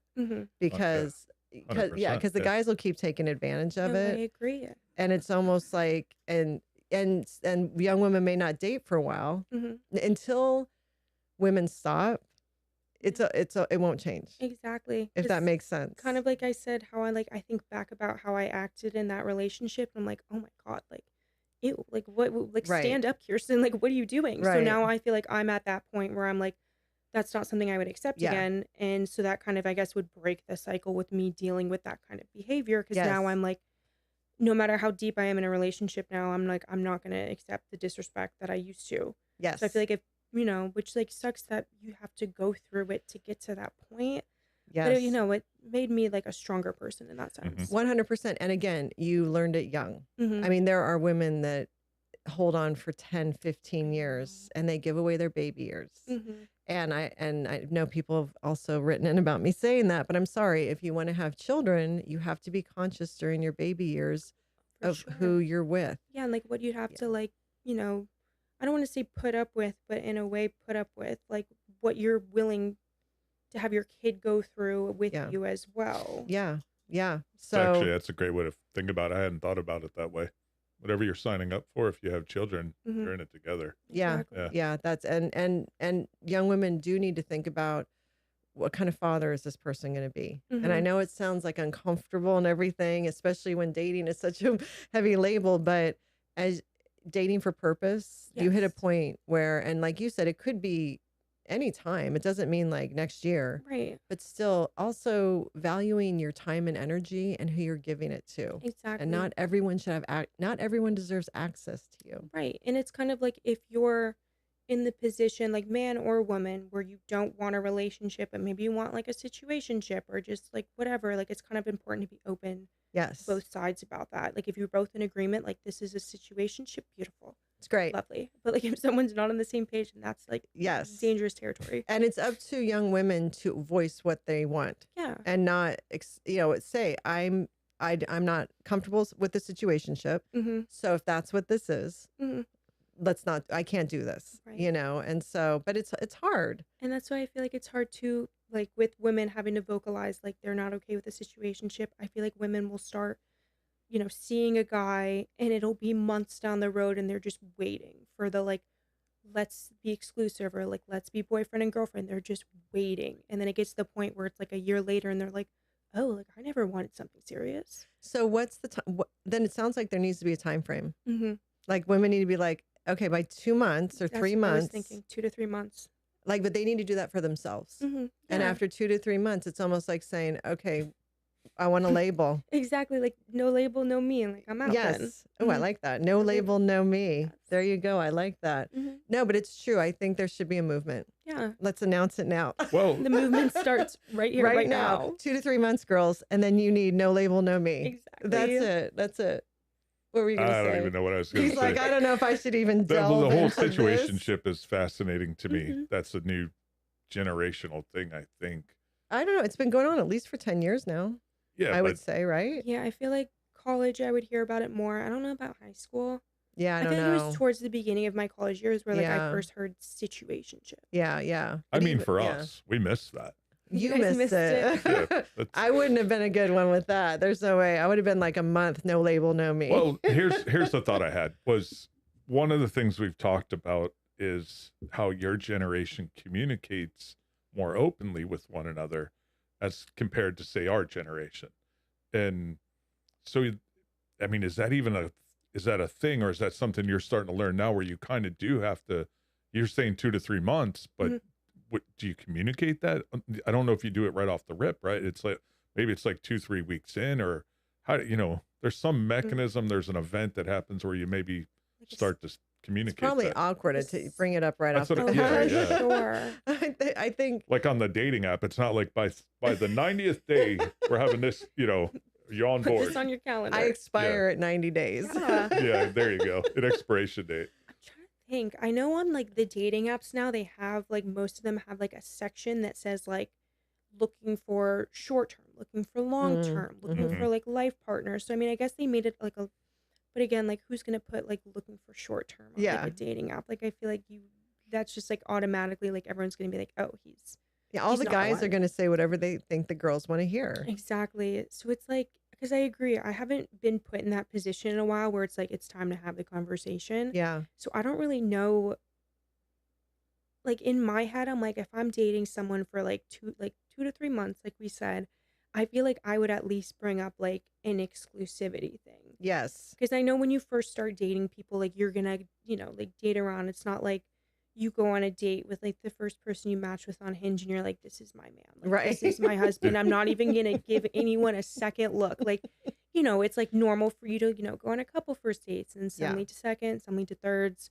But I feel like if I'm like seeing someone consecutively for like 2 to 3 months and I feel like I'm at that point where I'm like, I am only seeing this man, like I've filtered through the rest, like this Yeah. is my man, then I would kind of bring up at least exclusivity, hoping it would lead to a conversation about Yeah. maybe, putting a label on it, like that kind of Yeah. thing. And I would assume if it was that guy and he had that potential that you see him that way, he would want to say, I want you Oh my exclusive. God, I Like, would I don't hope want you. so. Yeah, I don't want you out there. So, I mean, I would love it if men actually had this Well, conversation before the women had to have this Mm-hmm. conversation. it feels like back in our day it was 30 days, right? By a couple weeks or so, you're Yeah. kind of exclusive or so, but by day 30, it was like Yeah. That was starting to it. pick up. Yeah. Do you feel like you guys like since it was like a smaller time frame than I'm saying now, you would see each other more often in those 30 days, like, or it was just kind of like, No, you know what? does that question make sense? We had less access because we didn't have technology or social media. Ah, So that's we might see each true. other maybe before or after school, maybe in passing, and then on the weekends would go on dates, like Okay. actual dates. Right. Go get food, Okay. or go to a movie, Mm-hmm. or go to a party. Right. Like that was very common, Mm-hmm. usually in a field somewhere. But I feel like it almost feels like it, but it could be me. But I feel like we maybe jumped into it as in our generation, kind of got into it a little bit.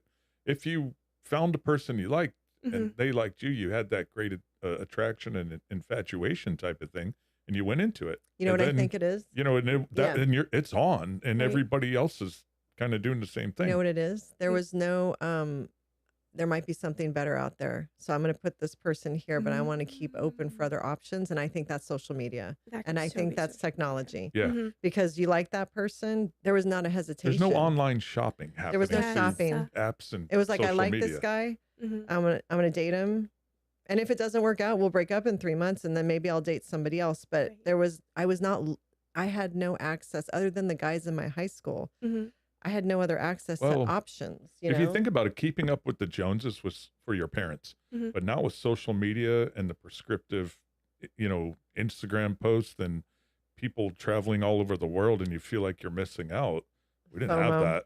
There was Yeah. no The FOMO. FOMO. There was There you no go. comparison. Mm-hmm. Now, You yeah, know, I feel like there's social media definitely yeah. ruined the like classic dating and like the Definitely. meeting someone out. Like now it's like you send them an Instagram DM, you meet them on Hinge.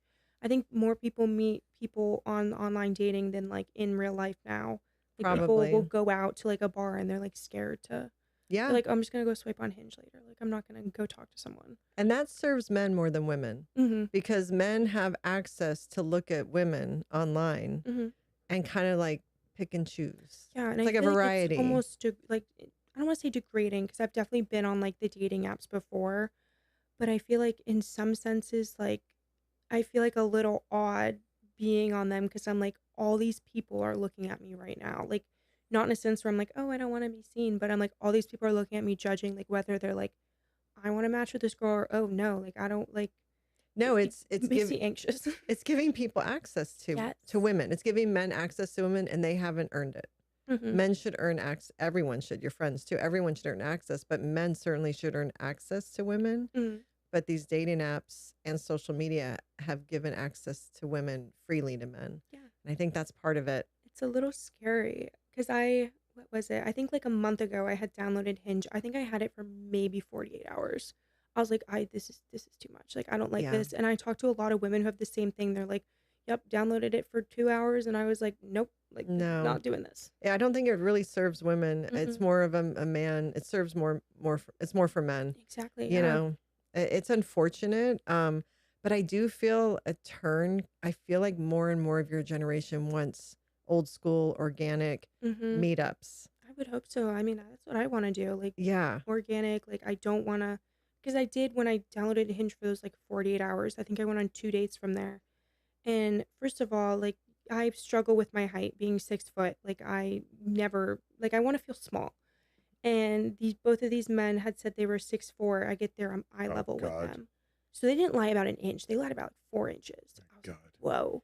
That's This so is common. crazy. Like, because I've heard everyone always tells me they're like, if they say, you know, they're 6 foot, they're 5'11". Yep.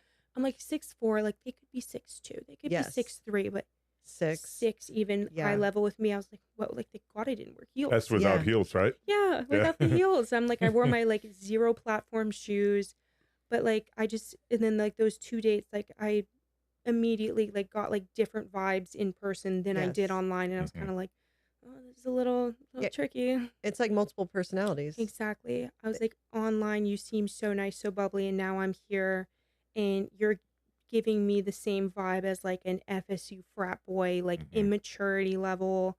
Like, this just isn't what I was thinking it was going to be. Yeah. Yeah. And I almost wonder if girls your age are going to start looking more for men in their early 30s. You know, I think I was heading there. I think I'm heading in that direction. Yeah. Because I like I was speaking with Ashlyn and her boyfriend, and her boyfriend have been together 3 years. Like, they make me believe in love. Like, Yeah. they are like the perfect couple. Like, and when I was dating my ex, she was dating her boyfriend Josh, and like I would in my head compare, like I would see Ashlyn say something to Josh, and then I would say something to my boyfriend, and he would like freak out at me. But then Ashlyn's boyfriend was like, oh my God, like took Yeah. it like so well. I'm like I would always like compare it, but then I see like how great their relationship is. So I'm like, I know there's something out there. Then like I see how happy they are. Yeah. But they had the conversation with me a few days ago. They were like, Kierstin, like I think you need to look for like early to mid 30s. I was Yeah. like, you might be right. I think by then, a lot of men have evolved, have matured, and are ready for a relationship. You Mhm. know, and not everybody. I know I'm generalizing, but I think in general, a lot of women do better with a man that's a few years older, just what I was because thinking. everything kind of meets. Yes. You know, at that.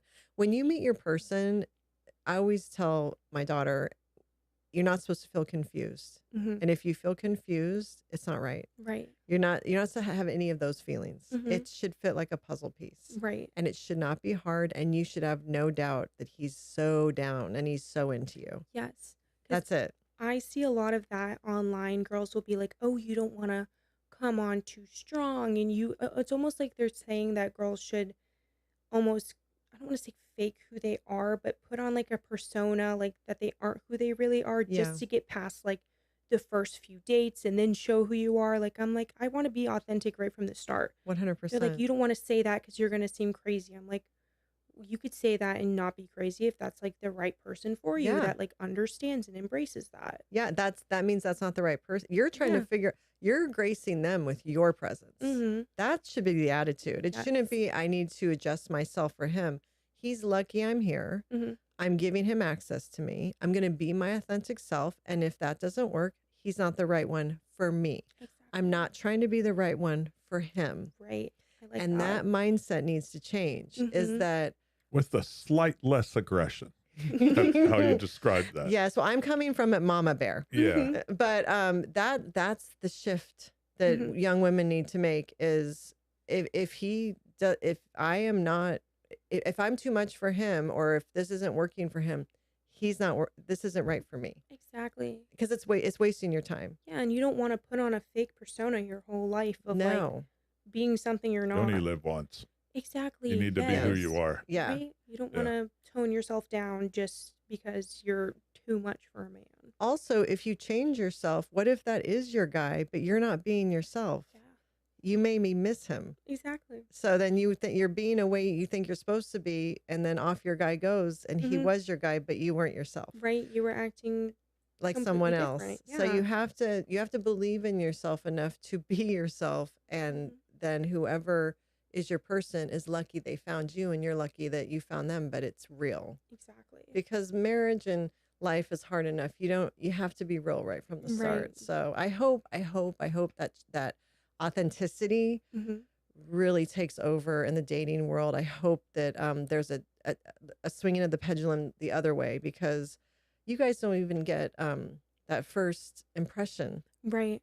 'Cause and you it's so see them on important. social media, you see their photos, like you already Mhm. know. There's no like, I don't know anything about this person. Like you do your research, Yeah. and it's Yeah. kind of hard not to sometimes. So Yeah. yeah, there's really no like, I don't want to call them blind dates, but I would almost call them blind dates now. Like if I went on a date with someone, like I know their name, I know what they look like, so it's not really blind, but I don't know anything about them. Like Yeah. I don't think people experience that these days, like Yeah. No, not not at all. knowing anything. And you almost wonder, would they be comfortable with that? Mhm. Would that weird them out? Like, because then you have a safety issue. Exactly. It's so It's hard out there. no, there's like two different extremes. It's like you want to like kind of go on a date with someone you don't know just because, you don't want to make any presumptions. You don't want to go into it like having already like thoughts. Like you want to go in clean slate, but then you also don't want to go on a date with like a serial killer. Like Yes. you don't know what you're walking into. Yes. No, it's tough. It's almost like you need your girls just to go to the restaurant at the same time. No, actually, yeah. And if it's that type of situation, just because now I think there's guys that don't have social media because they are sick of it, but then the girls are like, oh my God, he doesn't have social media. Like he's I gonna can't go kill out me. with him. He's going to Yeah. kill me. No. So it's a tough situation for young It men feels too. like It's hard. I was thinking you have to you mentioned earlier, girls are going to drive the change. And I think, I hope so. you have to drive the demands, but the guys have to grow the fuck up too at the same time. Right? So Absolutely. there's this meeting in the middle. Mhm. I think young men have gotten a little spoiled here. I think they've Yes. gotten a little extra access that isn't They've gotten necessarily away with deserved. too much. They've gotten away with too much. It's time to rein it in, girls. Exactly. No, I yeah. do think it'll come back because inauthentic living is hard. It's too time consuming and draining, and Exhausting. it's just exhausting. So who doesn't want to be around real people Exactly. and say they're real, Be yourself. their Mhm. match? Yeah. Yes. You want to be able to be yourself. Now, since your mom's since she passed, did your relationship with your father strengthen during those years? Is he someone that you could talk to about like relationships with guys or any of this stuff? So once my mom passed, so I guess I should preface with growing up, like my mom was a stay-at-home mom and my Right. dad worked. He had like a car dealership out in Okeechobee. So it was kind of like we would wake up, he'd be gone. Sometimes he'd be home It's for not that dinner. close. We were not very close growing up. Like, Mhm. or yeah, the car The dealership was physical, not yeah. physical car dealership was very far. So he was, gone a lot. We'd see him Yeah. on weekends, family vacations, whatever. But we were always very much closer with our mom. We did everything with our mom. Mhm. Obviously, we like loved our dad, but we didn't have like the best relationship with him. Mhm. And so we kind of felt like once our mom died, it was kind of like he was like, oh my God, like I have two daughters now, like by myself, like both going into critical times in their life. And like I said earlier, how we never, got to like talk about it with a professional or even with him. Like he brushed it under the rug a lot, which like I think he kind of regrets doing now more so. But in his mind, he was kind of like, I have to like, in his mind, be like the best dad. But like in his mind, being the best dad was kind of being like a yes, sir, like not yes, sir, like a yes, Yes, ma'am. daughters, I guess. Whatever Like, you want. Yeah. whatever you want kind of Yeah. thing, Yeah. which like we definitely took advantage of, which like I mean I appreciate, like he was trying to give us everything in the world, but emotionally he lacked like a lot on that. That was his acts of love. Was Exactly. giving you guys whatever you wanted. Mhm. Yeah. And so like we grew up with that like mindset, like, oh, like like we were very fortunate with what he would give us, but like we would always tell him like we like emotionally like we did not have a good relationship with him like at all. Like we were it was like Ash and I against him. And so we that like also like added to like a lot of like issues growing up and like kind of like I don't want to say trauma, but it was like traumatizing at certain points. Like we Yeah. were just no one got along. And so it was like a very hostile household. Like he had his own demons because he's same way. Like he didn't deal with my mom's passing. Like he did not take it well at all.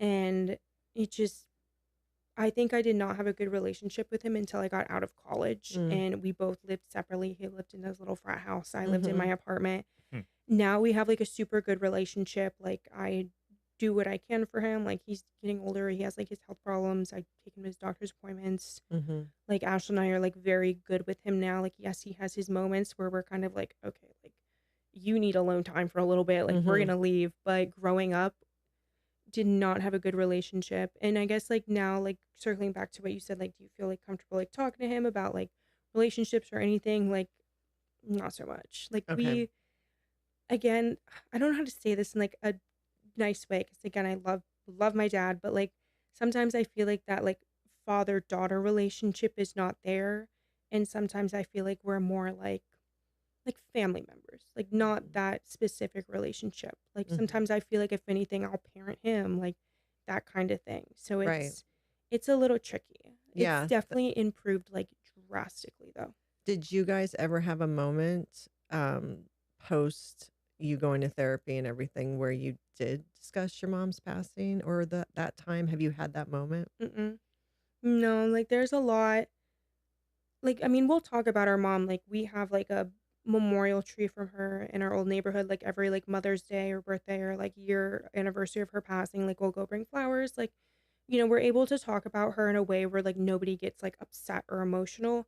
But like I still have not been able to have conversations with him about like, like why did we not tell Ash and I what we're going on or like why did we not like seek help? Like that kind of thing. Like if anything, I feel like we just got super isolated with him. Like there was a time where like yes, we had like other women in our life that would like, step in, but again, they had their own lives. Right. So it'd just be the three of us and like it was like it would get pretty intense from time to Yeah. time, but Yeah. now I feel like even I said something the other day like growing up, I we were talking about this earlier. I had a fear in me instilled by him about like the highway. Like I did not drive the highway until a week ago. Really? I drove on I it. learned this earlier. Yeah.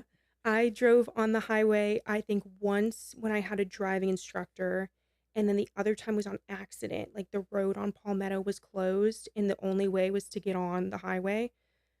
Almost cried. But then I started driving on it a week ago, but this fear was instilled with me from him.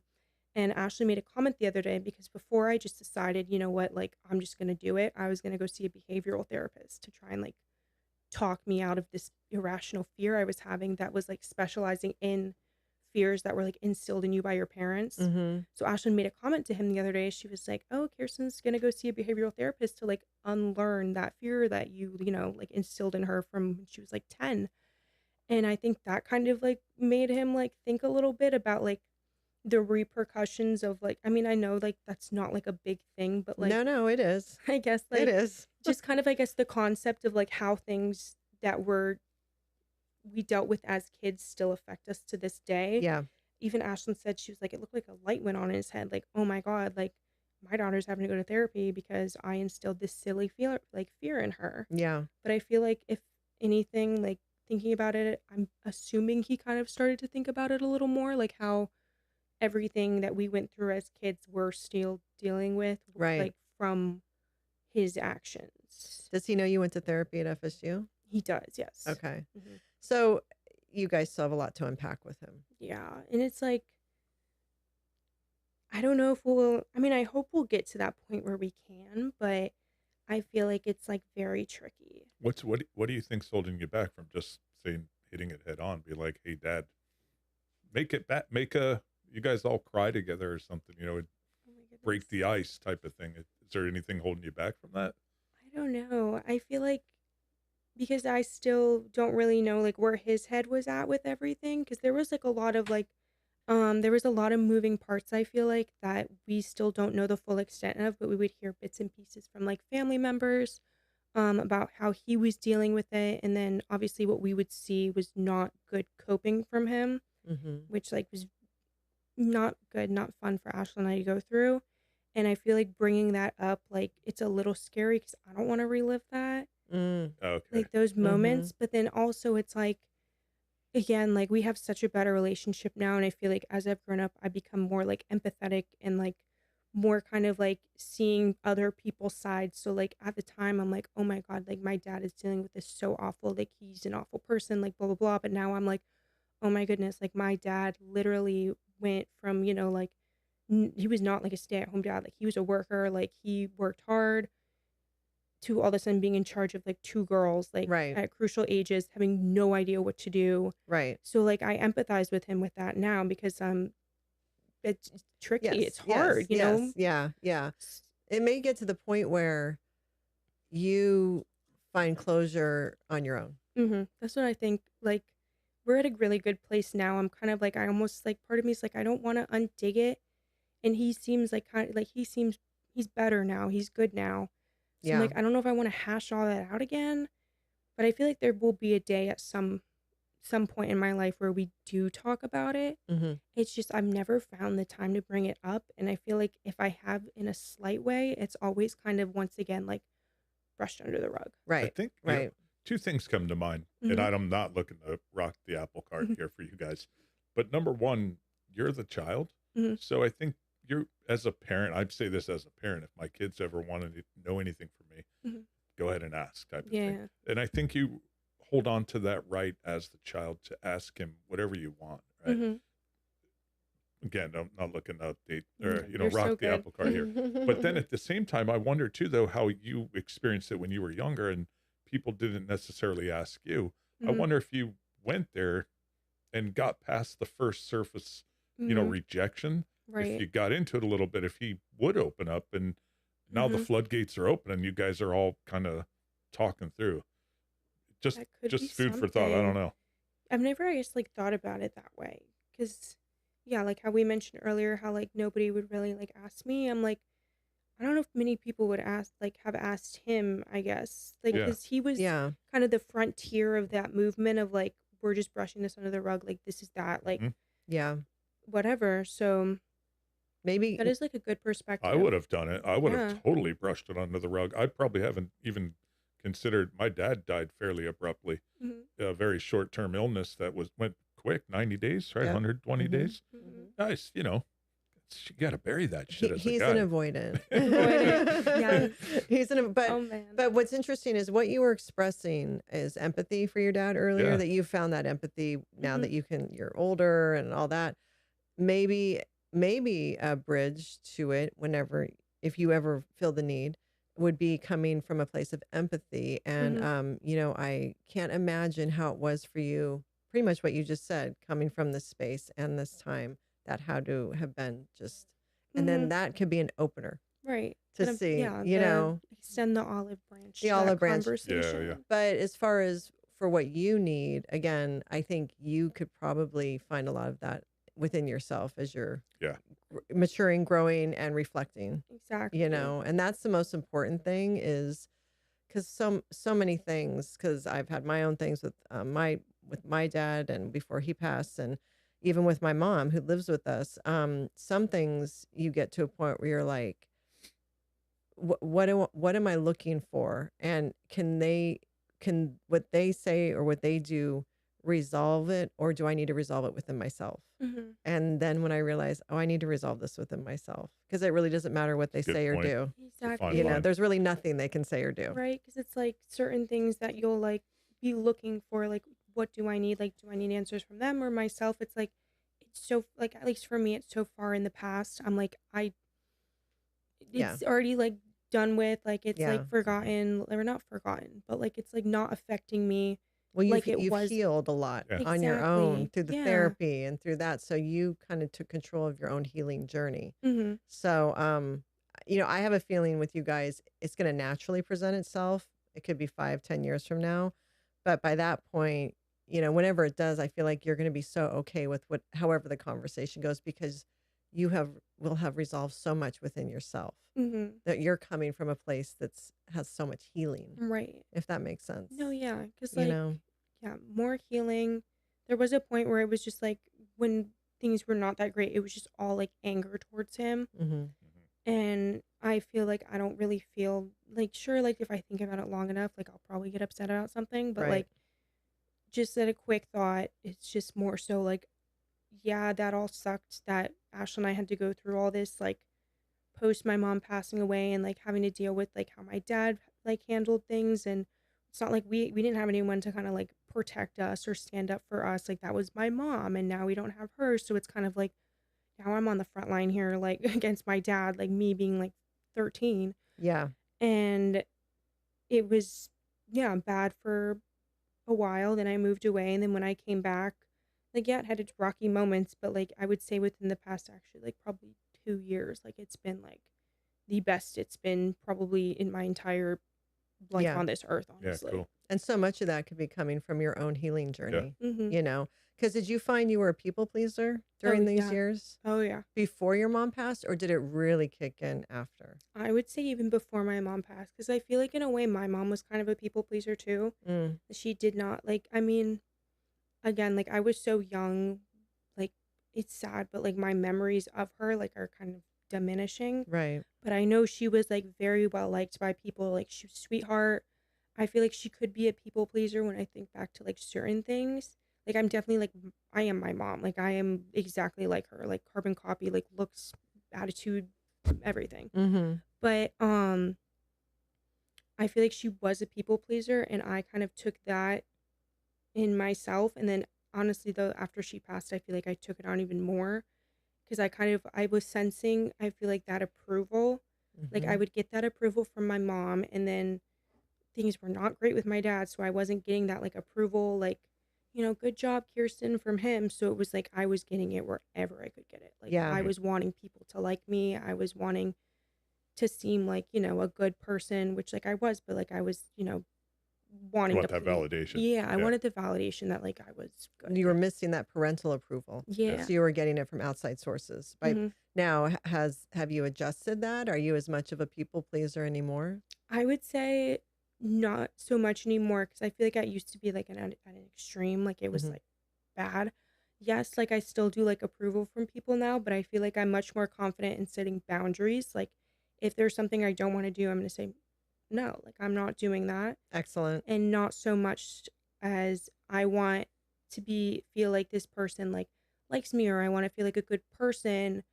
And I feel like also like on top of that, I would kind of overextend myself. Like I would, back when I was working my 2 jobs, like I would always say yes to like, oh, can you pick up this shift? Can you Yeah. do this? Can you do that? And I would like spread myself so thin that I was like, oh my God, like I feel like I'm about to have a mental breakdown. Yeah. And so I was like, okay, like going into this year, I was like, I need to do more things that are like going to be good for me. So that started with setting boundaries and kind of focusing more on what's good for me and not so much what's that person going to like or what's going to make that person approve me, like Yeah. No. more so Yeah. me. But setting boundaries is self-care. Mm-hmm. You were reclaiming your energy. Exactly. See, it can Because happen at any There you age. go. any age, Any age, this is your year of What reclaiming your what's energy, because you were giving it all away all the way. and you were depleted. Exactly. what's Yeah. what's driving that for you though? I mean, it's awesome. What's driving? Is there a big change or I honestly, I feel like quitting Hooters was like big for me because Mm. that was taking a lot of my time. And I mean, every year, like when it's a new year, everyone comes up with resolutions and they Mhm. never do them. Yeah. And I was kind of like, okay, like I want to actually kind of focus and like I want to grow this year because I feel like the past few years I've just been going through the motions. I've been going to work, doing all this. I was like, I've made a big change in my life before, kind of like that big shift of, not being so like shy, quiet, and reserved to like who I am now. I was like, I can make more changes. I can do some other big change, big shift for the better. So I was like, okay, like boundaries, doing more things for myself. Like I'm planning on doing like hopefully a big career move. I'm trying to either go back to school or jump into like the corporate 9 to 5. Like I'm waiting to hear back from school. But if I don't get in, I'm just not going to let that kill my spirit and I'm just going to keep going. Yeah. That's So, great. where did you apply? Do you want to share where you Yeah. applied? So I'm hopefully going back to school to do diagnostic sonography, so like ultrasound. Oh, cool. I want to do vascular ultrasound, so like heart. I don't want to do like babies and all that. Yeah. I want to Yeah. do something different, but the only thing is the programs I applied to, they're very, very, very selective. It's like they accept 10 people a year. Wow. And so I knew going into that there's a chance I don't get in. And if I don't, it's not the end of the world. Right. I'll just find something new. Yeah. Yeah. So Trusting in the path. exactly. Because I feel like the job I do work now is something I could do on the weekends if I Mm-hmm. wanted to. Mm-hmm. But I want more structure because I feel like more structure will lead to kind of like a happier, balanced life than me Yeah. working like a Monday, Wednesday, Friday, Saturday, Sunday, like very random. And the next Yeah. week it's like a Tuesday. Like Yeah. I kind of want that structure. And So some predictability. yes, So when will you find out? I'll actually find out in probably two to 3 weeks. Okay. So we'll see. But Yeah. again, like I'm. It's not going to be the end of the world. If I don't No. get it. And if for some reason, I'm not even want to put this out there, but if it doesn't go the way you want to, I don't think it means you should not continue chasing that. Exactly. I would You know. told myself because it is kind of like a little unfortunate. They only do like one admission cycle a year. Yeah. So I'm like, if anything, next year, if I'm like haven't found something I truly want to do, then that's that. But I've kind of also like started separating, I guess, work from passions or like things I enjoy. Mm. So I'm like, if I end up working in something that I'm not super passionate about, like I have my passions that I like on the side that aren't work, so they don't feel like work, if that makes sense. Yeah, it does. And it's really interesting you said that because I know that for a lot of Gen Zs, I think they start out wanting to do what they love Mhm. and it's a requirement. Well, if I'm only going to do this if I love it or if Mhm. I'm passionate about it. And then sometimes it's better and it's more balanced if work is work Mhm. and your Mm-hmm. passions are separate from that. Exactly. No, And a lot of I times agree. work, if you're successful at work, it gives you the funds to go more To after your passions. passions. Yes. Exactly. Yeah. To not have them tied together. I wouldn't recommend chasing your passions for work because Mhm. to that point, it's hard to separate. Like I love to Exactly. garden. Mhm. I wouldn't want a job that's related to gardening, or Yeah. else I wouldn't do it at home. It kind of changes it. Yeah. Like Exactly. you can love what you do, Mhm. but loving what you do and having your dreams and passions, that's a little more balanced, Right. if that makes sense. Because I see people that go into a career in their passion, and years later they're like, I'm not even passionate about this anymore. I hate it. Mm-hmm. It's just I wake up in the morning, I dread it. So I'm kind of like, anything learning from like seeing it around that, Yeah. kind of keep it separate. So that's why I'm like, if I don't get into this program and I do ultimately have to find a job that's not necessarily like my cup of tea or what I'd see myself in, then I'm like okay with it if it's, Yeah. pays the bills, Yeah. And trusting the plan and the path and Yeah. everything. But there's so much of this is faith, Mhm. and what it's supposed to be for you. So before I ask Well, I my do have a final question, question, yeah. I always check with him because I don't look at him and he's like, I had another question.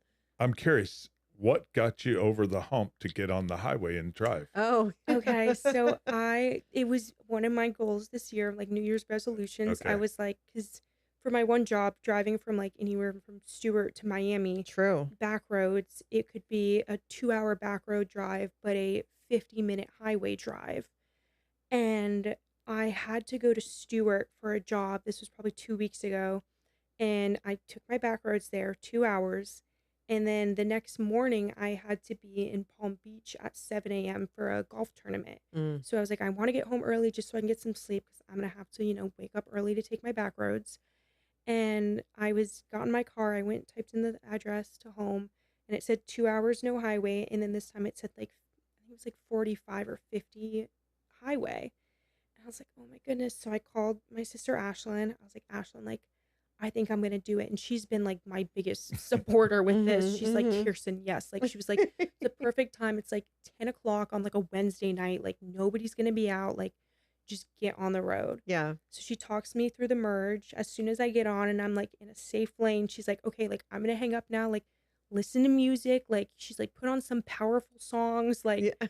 something to get you in like a good, like, yeah, like, You're going to take it on. I'm doing it. So I did that.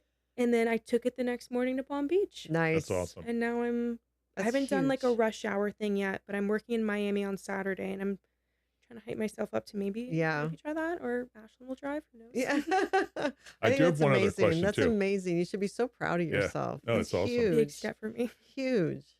Actually, I have two questions. Hmm. One is just, and I'll ask them both. One, do you have another New Year's resolution that you have in mind? And then the second question is, I think when Ashlyn was on with you know, Kai and Vanessa, Yeah. she had mentioned that there was a period where you guys weren't as close. You weren't enemies or anything, right? But you weren't as close, but now you're like super close. Yes. And so I'm curious more about that if you're willing to Yeah. go there. So I think starting with the Ashlyn one, the time when we were not super close was the first, I think, few years after my mom had died. Mm-hmm. Kind of how I said earlier that I kind of just, instead of immediately jumping in and being closer with Ashlyn, taking on that like kind of role of, I don't want to say like the motherly role, but like kind of like looking after her more. Like I was just so by myself. Like then like there was Ashlyn. Like we were all kind of like in our own little, I want to say bubbles. So we weren't super close. Like, and it was also like our age, like the age we were at. Like I was going to high school, she was middle school. I was just kind of like in my own thing. Yeah. And then there was Ashlyn. And then, like I said earlier, Ashlyn was like very much more social, had a lot more friends. So like she was always kind of doing that. So we weren't super close. I think it was like, obviously we would kind of like band together when like we needed to, like, you know, like against like my dad, or like when we like were kind of like That was like your that common kind of bond. thing. Exactly. Yeah. Like that was the Let's common get 'em. bond. Like we both like supported ourselves, like each other through that type of thing. But I don't think we got super close until I want to say probably I was in maybe my senior year of college, because then she had started freshman year, so we were at the Mm. same school. Mhm. I don't same situation at Boca High. I was a senior when she was a freshman, but I don't think we were very close. It was funny because we were talking about this the other day, and we were trying to like, I feel like a lot of my childhood like I blocked out. So Ashlyn brought that up. She was like, you know, like we weren't that close like in our like my high school years. I was like, what do you mean? Like, because in my head, Ashlyn and I have been like best friends forever. Yeah. Like how we are now. And then she kind of started talking about it. And I was like, oh my God, you're right. Like we really were not that close, like until probably I was like a senior in college and you were a freshman. And you had gone through therapy too. Exactly Yeah. that too. Yeah. Yeah. Yeah. And then, I mean, immediately after Ashlyn was done with FSU, we moved in together and we've been living with each other ever since. And It's awesome. now You we're probably were inseparable. disassociated a lot Oh, for sure. during Yeah. those years where she Mhm. wasn't. She was younger. And it's sad Yeah. because, like, I'll think about it. I'm like, oh my God, like, it makes me sad to think that I was not, like, there for her, or, like, You were surviving. yeah. worked You were out. you were It treading. worked out. It worked It out, did. yeah. Girl, you were treading water. I was Yeah. trying my You were in best. fight or flight. You Did a were in good job. trauma. Yeah, I mean, you did it, and you Yeah. made it, and Mhm. you were in leadership even Yes, exactly. during that crazy time. Who would have thought? That's So yeah, I mean, no, the fact that you did life mhm. during that time, that's all you needed to do. Right. On it, that young girl just needed to do life and Mhm. get to then FSU, and then look at everything you did Mhm. for you, and Right. and that's the main thing. And it's still all worked out beautifully because you guys do have this beautiful friendship in Yes. addition to your sisterhood. Mhm. It's so So it's good. cool. And what was your other question? Do you have another New Year's resolution, or is Mhm. I mean, Yeah, she's that was named it, a but lot already. Yeah. Yeah. A lot of goals Big already. moves this year. Big moves. Yeah. Yeah. So my last question is always, where do you see yourself in 5 years? Ooh. I hope that I'm in like deep enough into some sort of career, whatever I end up in, whether Mhm. it's being, you know, like a medical sonographer, whether it's working a 9 to 5 somewhere. Like I hope I'm like in a career that, again, like nothing doesn't have to be a passion, but something that I at least feel like happy about and not like like miserable at, I guess. Right. Like I want to be at a good point career wise where I'm, you know, like able to enjoy life. Like I can still, you know, like travel and do all these things and not feel like I'm suffocating living like a paycheck to paycheck type of job. Mm-hmm. Let's see, 5 years, I would be 32. If I am not married and I don't have kids by 32, I won't feel super discouraged. So I'm not super concerned about that. I would hope to at least own an apartment or a house. I would love a house, but I don't know about this Yeah, this area is this crazy. area. Like I've always said I've never moved from Boca just because I love it here so much. So like I'd probably have to weigh some options when it comes to if I was able to buy a house. Like Yeah. It's moving a getting little outside. expensive here. It's so pricey. Yeah. but you don't know where you'll be. I don't know where I'll Yeah. be. So, I think those are great goals. Yeah. Those are wonderful goals. Yeah, we'll So, see. Who yeah, and knows? I have no doubt you're going to accomplish them because you really look back at everything you've accomplished under such stressful circumstances, and what would have really stopped a lot of people in their tracks. You fought through and did what you needed to do, and you have such self-awareness, and you just have you searched for healing for yourself, Mhm. and that's an amazing thing at your age to Right. already have accomplished that, and to not have buried it or fallen into destructive coping mechanisms for years and years and years. Mhm. So you just should be so proud of yourself to be a 27 and to have accomplished what you have just for yourself even. And your Right. mom would be beyond proud of you. I'm going to say that. I'm So, going to say that for her oh, because it's amazing what you've done, honestly. So, and I have no doubt you're going to accomplish what you set your mind to, not just this year, but your 5-year goal for sure. So, and I'm sure you would agree with Yeah, me. you're doing awesome. Really, really happy for you, proud of you. I thanks, agree. guys. Your mom would feel the same way, no doubt. 100%. And I know your dad is proud of you. Yeah. Mhm. He's a boomer, so he may not say it. Yeah, he's They're worse not than known. me. Yeah, they're worse than these guys. Oh Like they're not no. known for much No. of sharing anything. So No. anything you get from him is probably a big deal. But thank you so much for Yeah, honoring thank us you. with your Oh, story and thank sharing you. everything. And I know we have listeners that some of what you said will resonate with them. And I have no doubt you will have given, especially some young women, hope who Mhm. maybe are in a dark place, especially during those college years. Because Yeah. a lot of, and your 20s are not easy. People No. don't It's realize. not supposed to be easy. No one has it figured out. No, no, Nobody it's not. does. It's not supposed to be easy. It's a roller coaster, and there's things that are supposed to happen to during your 20s to help you really figure out your Mhm. life. Exactly. So, and you're doing it beautifully. Oh, thank you guys. So This has thank been you. so fun. Thank you for having me. Our pleasure. Our pleasure. And we can't wait to have you back in the future and Oh, see where you're at. yes. I'd love to come back and check in. There Definitely. you go. So thank you to our listeners as well. As always, if you have any comments or questions, please leave them. We love to read everything. And again, thank you, Kierstin, for being our guest today. And we'll see you next time. Bye.